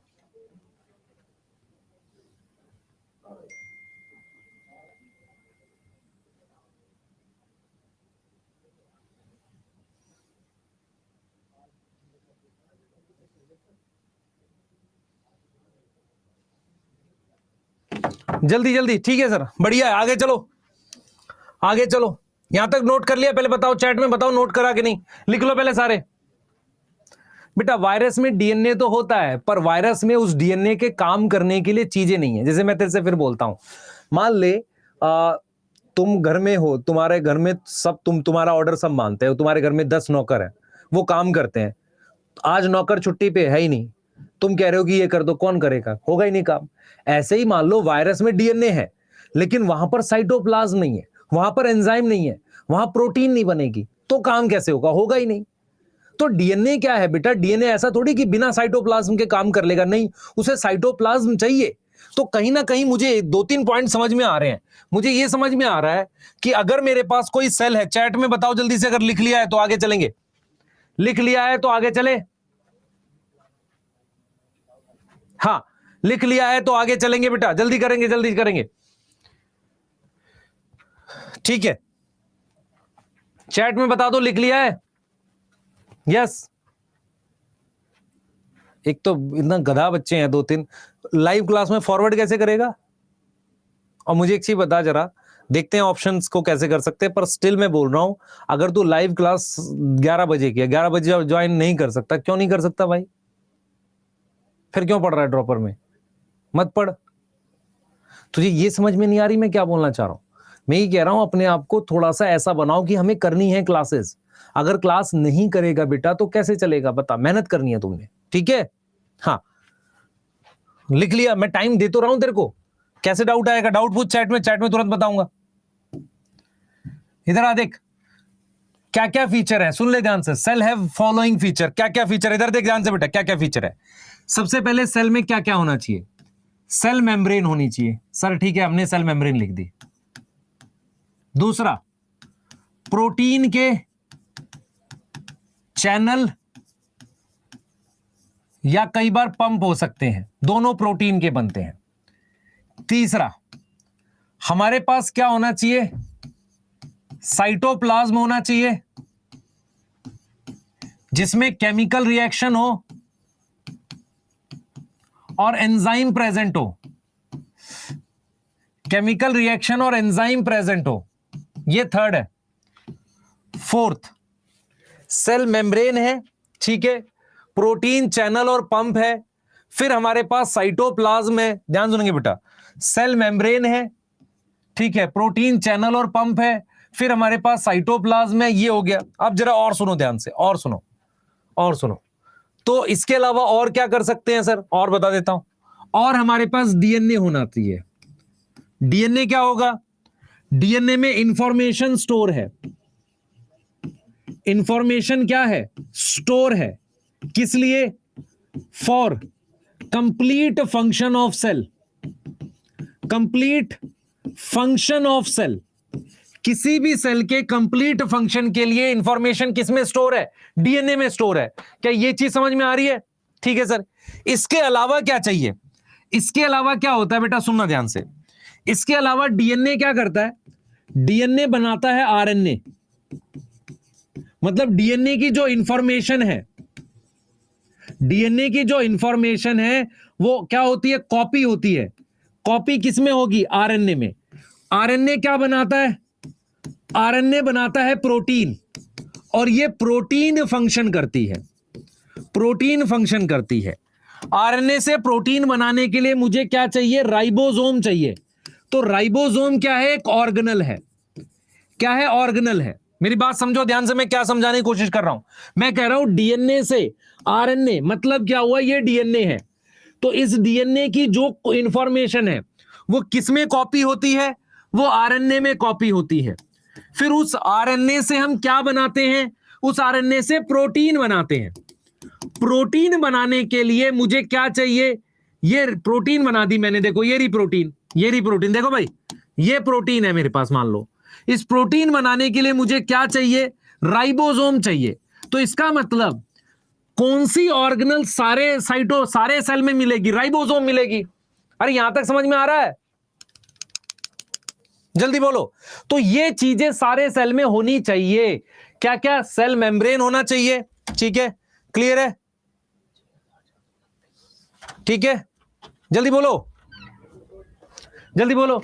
फिर प्रोटीन चैनल होने चाहिए, फिर साइटोप्लाज्म होना चाहिए, फिर डीएनए होना चाहिए, फिर डीएनए से आरएनए, आरएनए से प्रोटीन। क्या ये क्लियर है? जल्दी बताओ, क्या ये क्लियर है?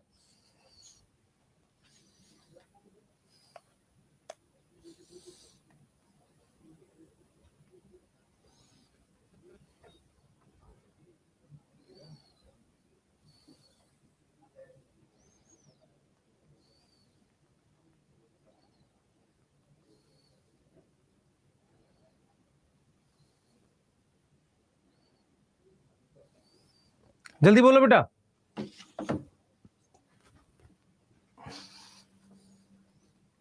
जल्दी जल्दी जल्दी, फास्ट।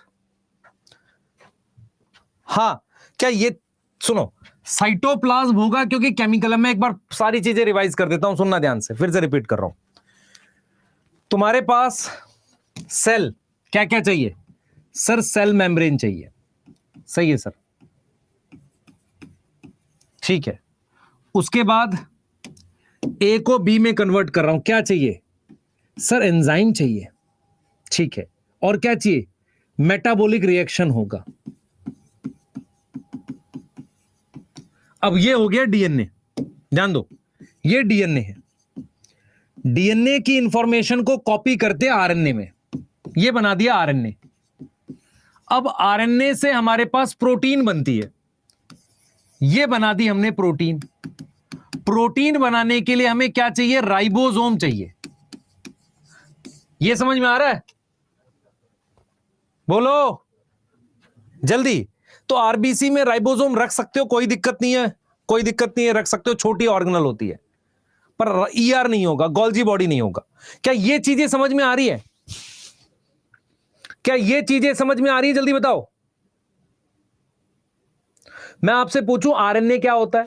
बेटा डीएनए एक बुक होती है, तुम्हारी हर एक सेल में डीएनए कैसा है? एक इंफॉर्मेशन स्टोर करके, धागा होता है, इंफॉर्मेशन स्टोर करके रखा हुआ है, उसमें वो सारी इंफॉर्मेशन स्टोर है, कब क्या करना है, उस इंफॉर्मेशन की फोटोकॉपी होती है आरएनए, फोटोकॉपी होती है आरएनए। उस आरएनए से प्रोटीन बनाते हैं, और उसको बनाता कौन है? राइबोसोम। इसका मतलब ये हुआ, आपको ये चीज अपने दिमाग में बैठानी है कि किसी भी सेल में ये सारी चीजें होनी जरूरी हैं, तभी वो जिंदा है, नहीं तो वो सेल नहीं है। मान लो उसमें मेम्ब्रेन नहीं होगी, वो डेड हो जाएगा, क्योंकि चीजें बाहर से अंदर कंट्रोल नहीं कर पा रहा है। अगर उसमें प्रोटीन का चैनल नहीं है तो फिर मेम्ब्रेन, देखो मेम्ब्रेन को हम सेमी परमिएबल इस चैनल वगैरह की वजह से कहते हैं। साइटोप्लाज्म नहीं होगा तो केमिकल रिएक्शन नहीं होगा। तो अगर आपसे मैं कहूं कि फाइबर जो है, फाइबर डेड सेल्स होते हैं, वो क्यों? क्योंकि उनमें साइटोप्लाज्म नहीं होते। अगर मैं आपसे कहता हूं कि डीएनए नहीं है तो सेल का कोई काम नहीं, क्योंकि मेरी बात समझना ध्यान से, डीएनए पूरी इंफॉर्मेशन कंट्रोल करता है। मान लो किसी सेल में से डीएनए आपने हटा दिया, ये डीएनए को आपने हटा दिया, पर वो आप तभी करोगे जब उसने आरएनए और प्रोटीन बना रखी हो, नहीं तो सेल का कोई फायदा ही नहीं है। अब ये चीज समझ पा रहे हो कि नहीं? तो डीएनए तो जरूरी है, बिल्कुल जरूरी है। उसके अलावा मान लो किसी सेल में नहीं है, जैसे आरबीसी और सीव ट्यूब में नहीं है, तो सीव ट्यूब में उसका काम कौन कर रहा है? कंपेनियन सेल कर रहा है। और उसमें कौन कर रहा है? मान लो आरबीसी में कौन कर रहा है? उसने पहले से आरएनए बना लिया, प्रोटीन बना ली। ये समझ में आ रहा है? तो ये कुछ रिक्वायरमेंट है। राइबोसोम क्या करती है? राइबोसोम प्रोटीन बनवाती है। तो राइबोसोम एक ऑर्गेनल है। ऑर्गेनल क्या होता है बेटा? सेल के अंदर किसी पर्टिकुलर काम को करने के लिए जो स्ट्रक्चर होता है उसे ऑर्गेनल कहते हैं। बेटा अभी iOS में नहीं है ऐप हमारा, ठीक है। ऑर्गेनल माइटोकॉन्ड्रिया जरूरी नहीं है, माइटोकॉन्ड्रिया जरूरी नहीं है, पर एटीपी हो सकता है किसी और तरीके से बन जाए। मान लो मैं कहता हूं क्या सारे सेल में माइटोकॉन्ड्रिया होता है? नहीं होता। प्रोकैरियोट में नहीं होता। पर क्या सारे सेल में एनर्जी की जरूरत है? हां। तो वहां ग्लाइकोलिसिस से बन जाएगी। समझो मेरी बात। तो ग्लाइकोलिसिस एक ऐसा एनर्जी बनाने वाला प्रोसेस है जो किसी ऑर्गेनल में ना होके साइटोप्लाज्म में होता है। तो क्या सभी सेल को एटीपी चाहिए? यस। क्या सभी सेल को माइटोकॉन्ड्रिया चाहिए? नो। आ रहा है समझ? जल्दी जल्दी जल्दी फास्ट।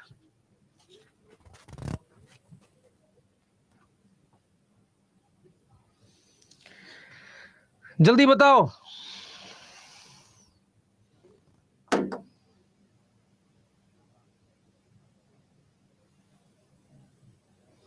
जल्दी बोलो बेटा, जल्दी बोलो। चलो, पंप क्या होता है बेटा? पंप। अब आओ, जो आपको कुछ चीजें बतानी है।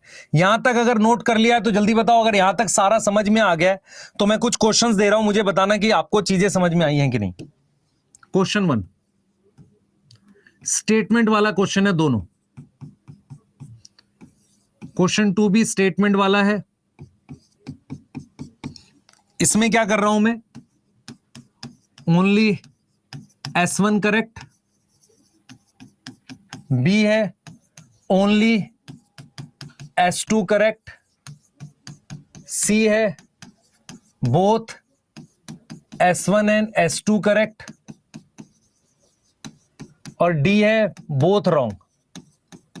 अब जरा मैं क्वेश्चन लिख रहा हूं, बताना। सबसे पहला क्वेश्चन लिख रहा हूं, ऑल लिविंग सेल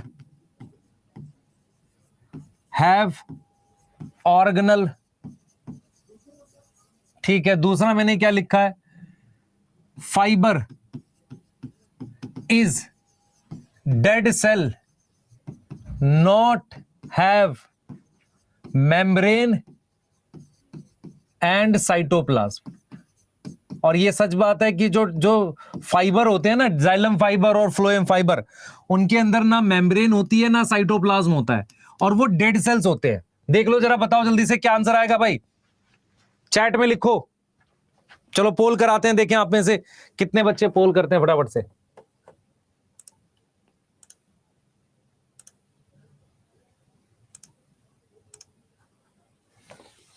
जल्दी।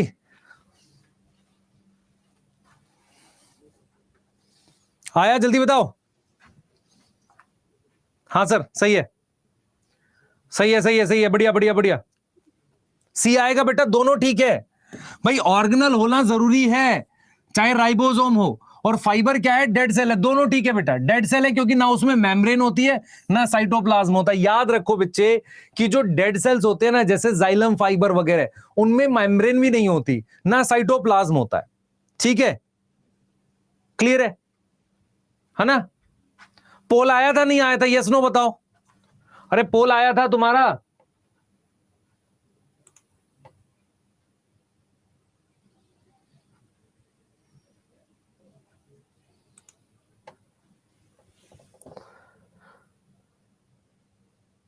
कैसी बात कर रहे हो? आया था।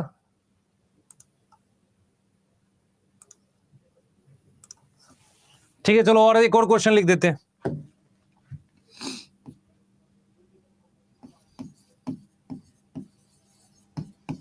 channels are present on membrane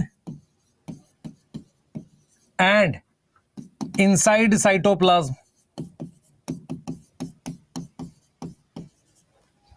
दूसरा, DNA store information for sale. बताओ भाई, इसमें से बताओ आंसर क्या आएगा? जल्दी चैट कर देते हैं, पोल करते हैं, जल्दी करो।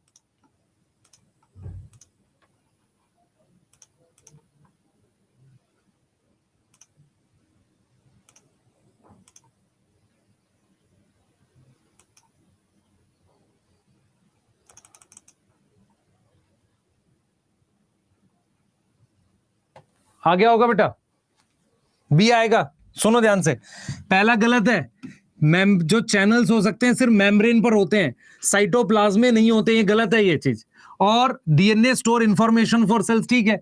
तो आपको मैं फिर बोल रहा हूं, जब तक बेसिक ठीक नहीं होंगे आप नहीं कर पाओगे क्वेश्चंस को। बायो में प्रॉब्लम कहां होती है बच्चों को, जब बेसिक्स खराब रहते हैं उनके, तो बेसिक्स का ठीक होना जरूरी है। अब मैं आपसे ये जानना चाह रहा हूं कि यार सर आपने सेल तो बता दिया, आपने ये बता दिया, सुनो ध्यान से सारे बच्चे, सर आपने ये बता दिया पानी था, हाँ सर पानी के अंदर केमिकल रिएक्शन हो रहे थे, पूरी बात समझना ध्यान से, केमिकल रिएक्शन हो रहे थे। फिर मेरे पास क्या आ गया, सेल इवॉल्व हो गया। इतनी बात समझ में आ रही है? सेल इवॉल्व होने के लिए क्या चाहिए थी सर, मेम्ब्रेन चाहिए थी। सही है सर, मेम्ब्रेन भी बता दी आपने, ठीक है। क्या चाहिए थी, मेम्ब्रेन चाहिए थी, इतनी बात भी बता दी। अब मैं तुमसे ये पूछ रहा हूं कि सबसे पहले वाटर था, केमिकल रिएक्शन हो रहे थे, सेल इवॉल्व हो गया, मेम्ब्रेन चाहिए थी। अब मेरे पास क्या आ गया, मेम्ब्रेन, साइटोप्लाज्म, डीएनए, चैनल, ये सब बन गया और सेल बन गया। हमारे पास सेल पूरा सा इवॉल्व हो गया, ये सारी चीजें आ गई है ना, सेल फॉर्म, सेल इवॉल्व हो गया। अब आपको मैंने कहा कि सेल बन गया। अब सेल भी हम दो तरह के पढ़ते हैं, एक वो सेल पढ़ते हैं जिसे प्रोकैरियोटिक सेल कहते हैं, और एक वो पढ़ते हैं जिसे यूकैरियोटिक सेल कहते हैं। अब बताओ जल्दी से, सही है सर? अरे सही है, जल्दी बताओ। पोल का रिजल्ट नहीं पब्लिश कर देते?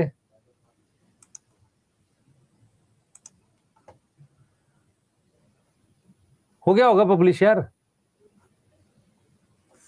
अरे समझ में आ गया, ठीक है। अब मुझे बताओ कि मैंने आपको कहा है ये दो तरह के सेल हैं। इधर देख बेटा ध्यान से, मैंने तुझे कहा है ये दो तरह के सेल है। इस सेल को मैंने यूकैरियोटिक सेल कह दिया, और इस सेल को मैंने कह दिया प्रोकैरियोटिक सेल। जो बात बोलूंगा उसको ध्यान से सुनियो। प्रोकैरियोटिक और यूकैरियोटिक सेल में क्या होता है डिफरेंस? ये इसका डीएनए है, इसमें भी डीएनए होगा, ठीक है सर। अब मुझे बताओ क्या इसमें ये साइटोप्लाज्म है? हां सर ये साइटोप्लाज्म है। क्या इसमें साइटोप्लाज्म है? हां सर इसमें भी साइटोप्लाज्म है।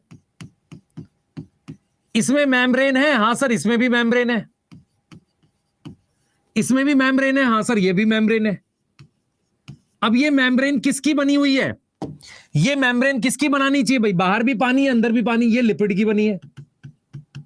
इसमें ये मेम्ब्रेन किसकी बनानी चाहिए? लिपिड की बनानी चाहिए। अरे बोलो। हाँ सर। अरे तुम लोगों ने गुजिया खाई है होली पर? हाँ सर गुजिया खाई है। गुजिया बनाते बनाते कई बार तुम्हारे ख्याल में आता होगा कि क्यों ना इसकी अलग शेप बनाई जाए, पर हर बार वैसी बनाई जाती तो बना लेते हैं। मैं ये पूछ रहा हूं, नेचर को ऐसा ख्याल आता होगा कि यार इसकी लिपिड की बना दी तो इसकी किसी और की बना दे, ऐसा ख्याल आता होगा? नहीं, नेचर जो है बेटा वो काम के हिसाब से काम कर रही है। नेचर कह रही है जरूरत के हिसाब से। हाँ सर, तो जरूरत के हिसाब से नेचर ने कहा कि भाई मुझे जब बाहर और अंदर का एनवायरनमेंट अलग करना है तो दोनों की मेम्ब्रेन एक जैसी होनी चाहिए, तो दोनों की मेम्ब्रेन लिपिड की बनी हुई है। मेरी बात समझ आ रहा है? अरे बोलो, ये बात समझ में आ रही है कि नहीं? हाँ सर बिल्कुल समझ में आ रही है। तो पॉइंट ये है कि क्वेश्चन आया था नीट में कि कौन सा स्ट्रक्चर प्रोकैरियोटिक और यूकैरियोटिक सेल में सेम होता है? सेल मेम्ब्रेन, दोनों लिपिड का बना हुआ है। क्लियर है? अब जरा सुनना ध्यान से। फिर नेचर ने कहा कि यार देखो सारे रिएक्शन यहां साइटोप्लाज्म में हो रहे हैं, यूकैरियोटिक सेल में क्यों ना ये अलग अलग चैम्बर बना दिए जाएं। मेरी बात सुन ध्यान से बेटा, ये अलग अलग क्या बना दिए जाए? चैम्बर बना दिए जाए, ऐसे अलग अलग चैम्बर। चैम्बर का मतलब है चैम्बर के अंदर चैम्बर, मतलब बड़ा सा बैग है उसके अंदर छोटे छोटे बैग हैं, ऐसा कुछ बना दिया जाए। तो जब ये चैम्बर बनाए गए तो इसका क्या मतलब है? सुन ध्यान से देख बेटा, मैं तेरे से पूछ रहा हूं, यहां बता क्या है? यहां पानी है सर, यहां क्या है? उस पानी का नाम क्या है? साइटोप्लाज्म है सर। तो इसका मतलब यह है कि यहां पानी और अंदर पानी को अलग करने के लिए यह भी चीज किसकी होनी चाहिए? मेम्ब्रेन होनी चाहिए।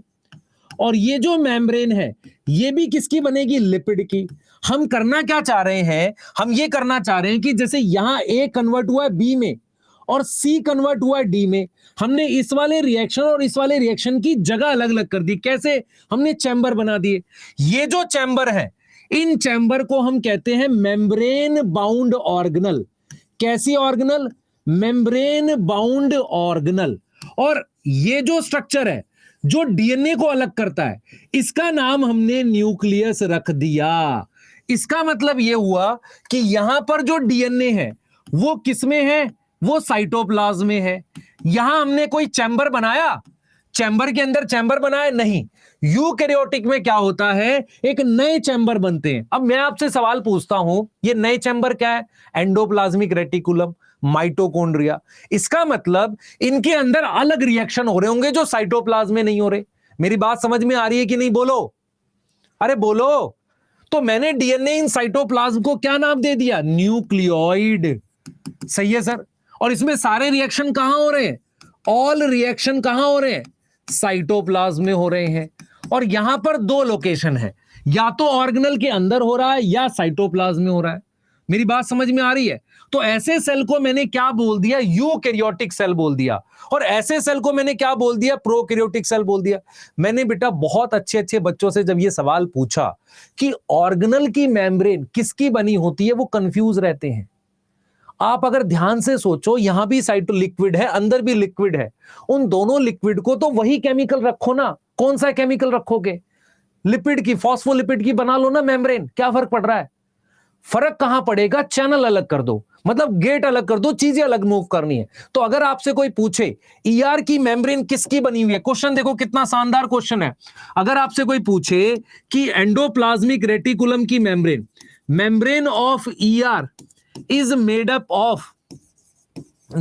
of A protein, B phospholipid, C मैंने लिख दिया कार्बोहाइड्रेट, और D लिख दिया मैंने मान लो शुगर।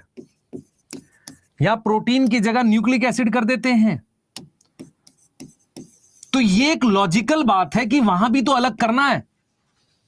सही है, चला पोल करा के देखते हैं भाई।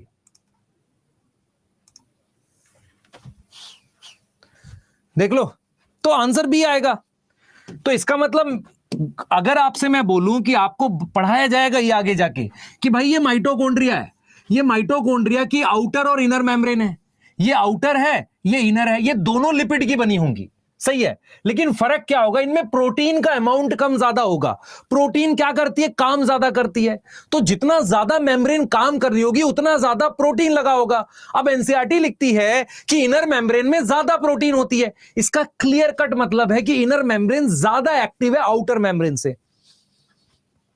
जल्दी बताओ, मजा आ रहा है? तो इसका मतलब यह हुआ कि आपको यह समझ में आएगा कि मेरे पास डिवीजन ऑफ लेबर का क्या मतलब है, काम का बंटवारा। तो हम ये समझ पा रहे हैं कि इन यूकैरियोटिक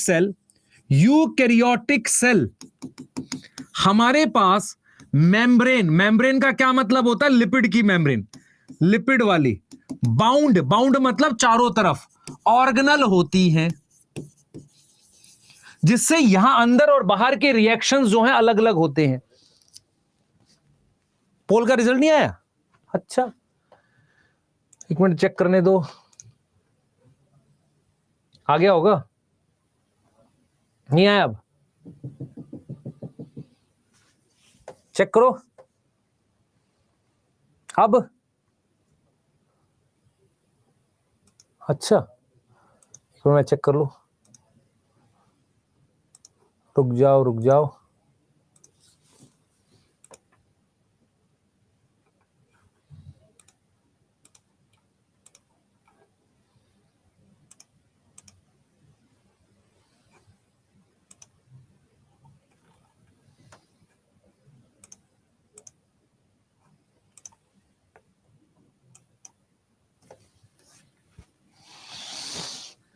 सही है,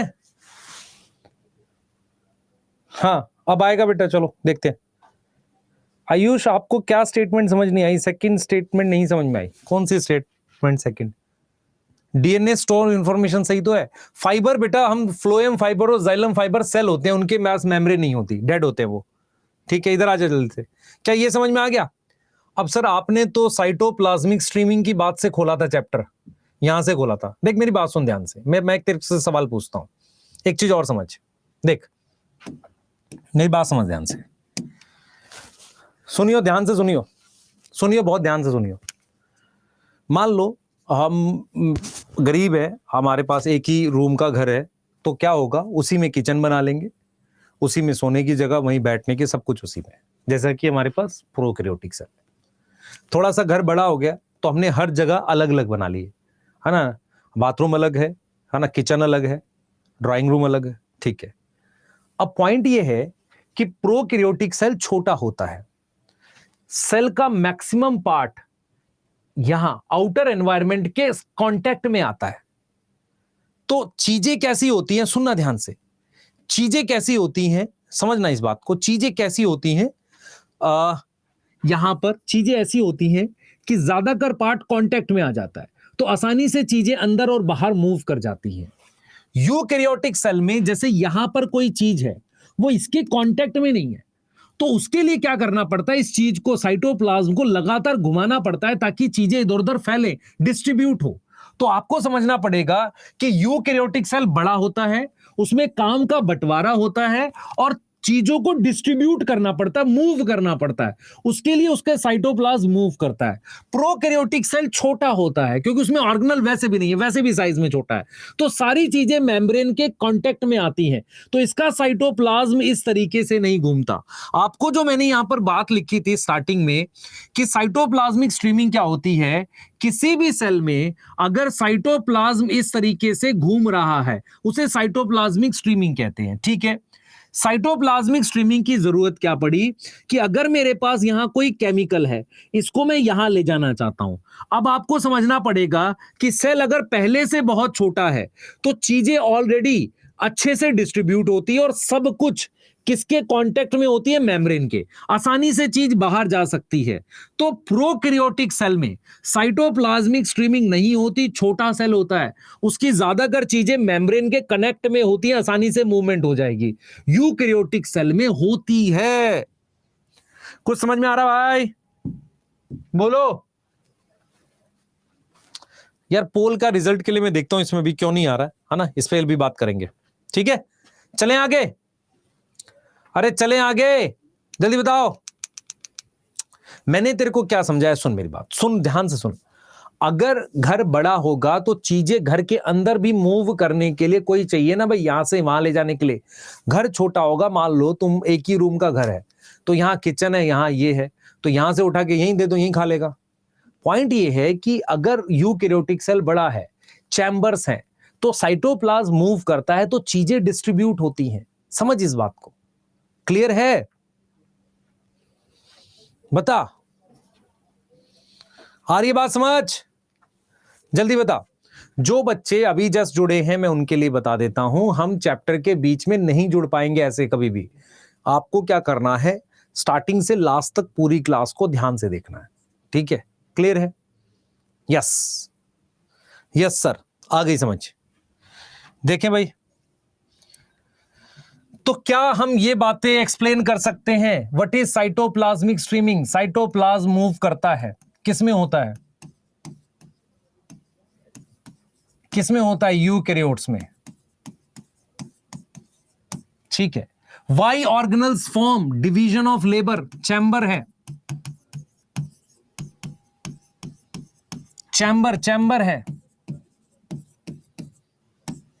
which cell evolve first? Prokaryotic पहले आया था, देन यूकैरियोटिक।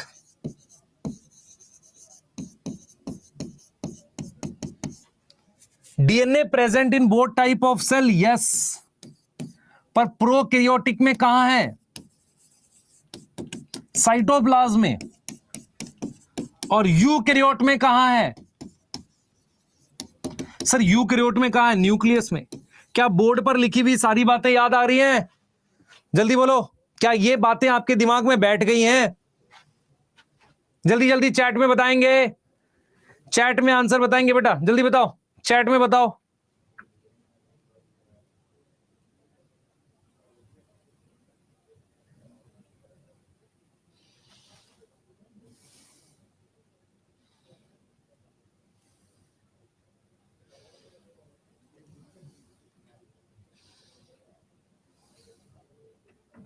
जल्दी बताओ बेटा, जल्दी जल्दी फास्ट।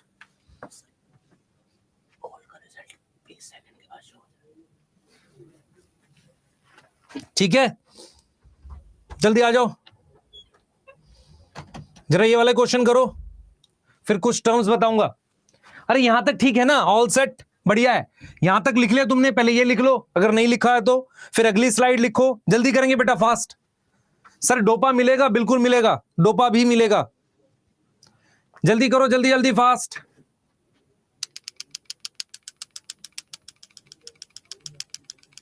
जल्दी जल्दी जल्दी जल्दी,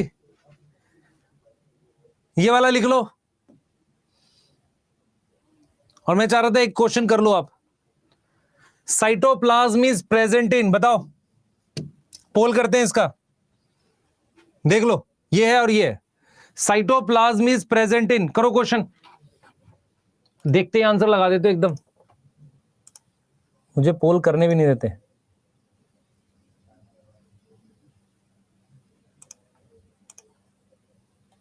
हाँ भाई, साइटो हो, गलत आंसर चला गया बेटा, फोर्थ आएगा, गलत चला गया उसमें, सेकंड लगा दिया मैंने, फोर्थ आएगा। ठीक है, हाँ डी आएगा, डी डी। चलो एक बार फिर से करते हैं दूसरा question. Not true for sale membrane. इधर देख बेटा, ये मेरे पास सेल मेम्ब्रेन है, ध्यान से सुनियो, ये सेल मेम्ब्रेन है, ऐसा सेल है मान लो, ये उसकी मेम्ब्रेन है ऐसे, तो ये वाला पार्ट सेल के अंदर है, ये वाला पार्ट सेल के आउटसाइड है। नॉट ट्रू पूछ रहा है, लिपिड की बनी है, हाइड्रोफिलिक पार्ट इधर है और इधर है, दोनों तरफ है, लिपिड सिंगल लेयर, डी आएगा इसका भी। चेक करें एक बार पोल, देखो रिजल्ट आता है कि नहीं।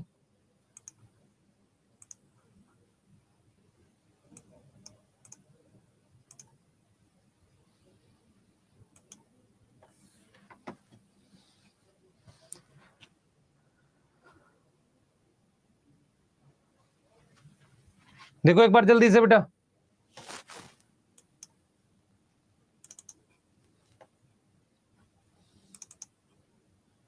फोर्थ आएगा। ठीक है, चलो आ जाओ, नेक्स्ट करते हैं भाई, ये वाली टर्म्स पे आ जाओ, दोनों का आंसर फोर्थ आएगा। एक बार पोल वाला देखते हैं बेटा, उसमें कुछ मतलब मुझे ही नहीं पता चल रहा है, एक बार देखते हैं फिर से फीचर पे। हाँ भाई, मैं जानना चाहता हूं इसमें से कितनी चीजें आपको पता है। ये सेल है,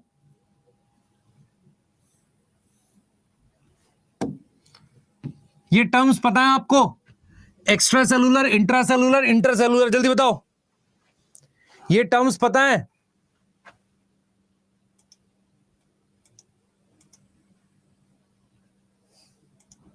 ठीक है, इधर देखो बेटा,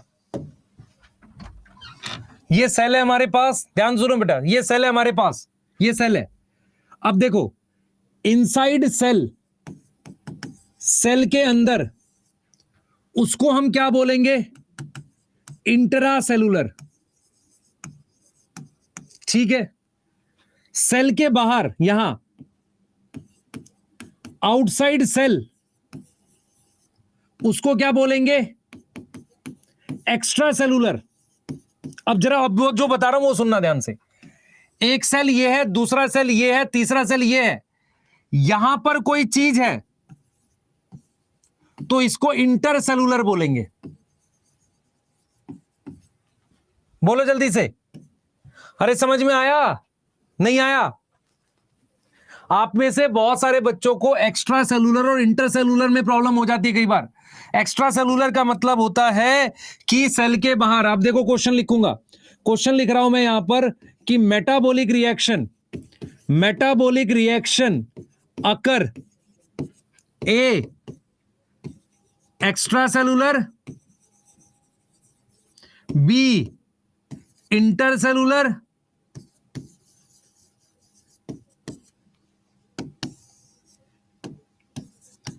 intracellular, C both A and B. तो ये आ जाएगा। मेटाबॉलिक रिएक्शन तो दोनों जगह हो सकते हैं, सेल के अंदर भी हो सकते हैं और सेल के बाहर भी हो सकते हैं। अब जरा मैं आपसे एक चीज समझना चाहता हूं, सुनना ध्यान से।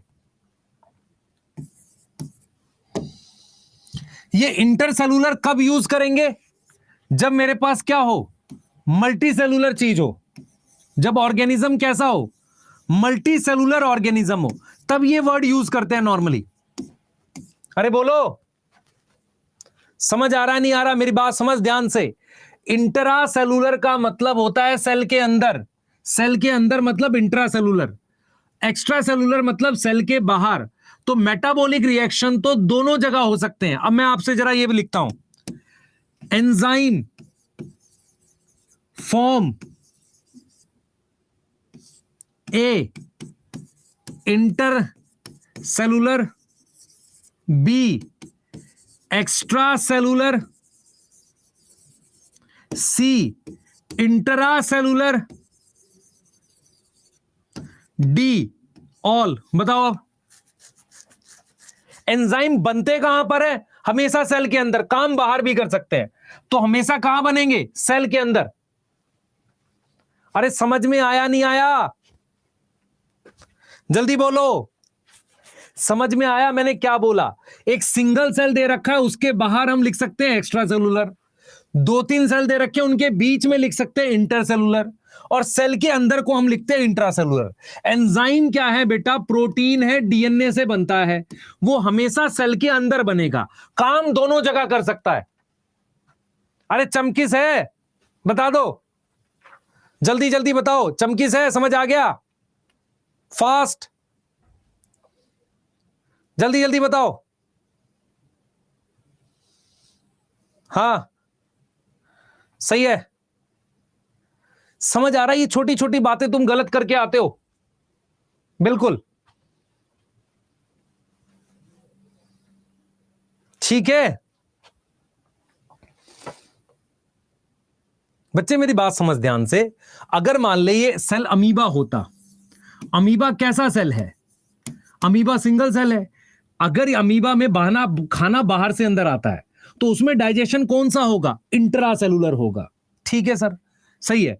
और उसमें खाना कहां से आता है? एक्स्ट्रा सेलुलर, बाहर से आता है। सही है सर। अब मैं तुझे कह रहा हूं कि मान लीजिए प्लांट है, तो प्लांट में सेल के अंदर क्या लिखोगे? इंट्रासेलुलर। इसके जस्ट बाहर एक्स्ट्रा सेलुलर लिख सकते हो, पर दो सेल के बीच में जगह को क्या लिखते हो? इंटरसेलुलर। तो मैं अगर आपसे पूछूं कि भाई दो सेल हैं यहां पर ऐसे, यहां जो चीज होगी वो इंटरसेलुलर होगी। जैसे आपने अगर याद हो, आपने अगर टेस्टिस का वो डायग्राम पढ़ा था, तो वहां पर खास तरह के सेल्स थे, ठीक है, या उसको छोड़ते हैं, इसी पे रहते हैं। सेल्स के बीच में हम लिखते हैं। टाइम खत्म नहीं, 2 चीज और बताऊंगा। अरे इधर देख लो भाई, ये वाली टर्म्स तो देख ले बेटा, देख इधर ध्यान दे। ये सेल वॉल है, किसमें होती है? प्लांट में। ये सेल मेम्ब्रेन है। अब मैंने क्या हटा दी? सेल वॉल हटा दी। ये चीज क्या है? ये न्यूक्लियस है। ठीक है, अब मेरी बात सुनियो ध्यान से। इसे क्या बोलेंगे? इसे बोलते हैं प्रोटोप्लास्ट। प्रोटोप्लास्ट में क्या क्या होता है? एक होती है सेल मेम्ब्रेन, सही है। उसके अलावा होता है मेरे पास साइटोप्लाज्म। ठीक है, अब जरा आगे देख।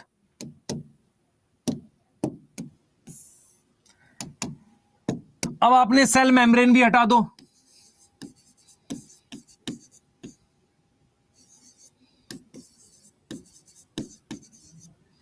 ठीक है, सेल मेम्ब्रेन भी रिमूव कर दी।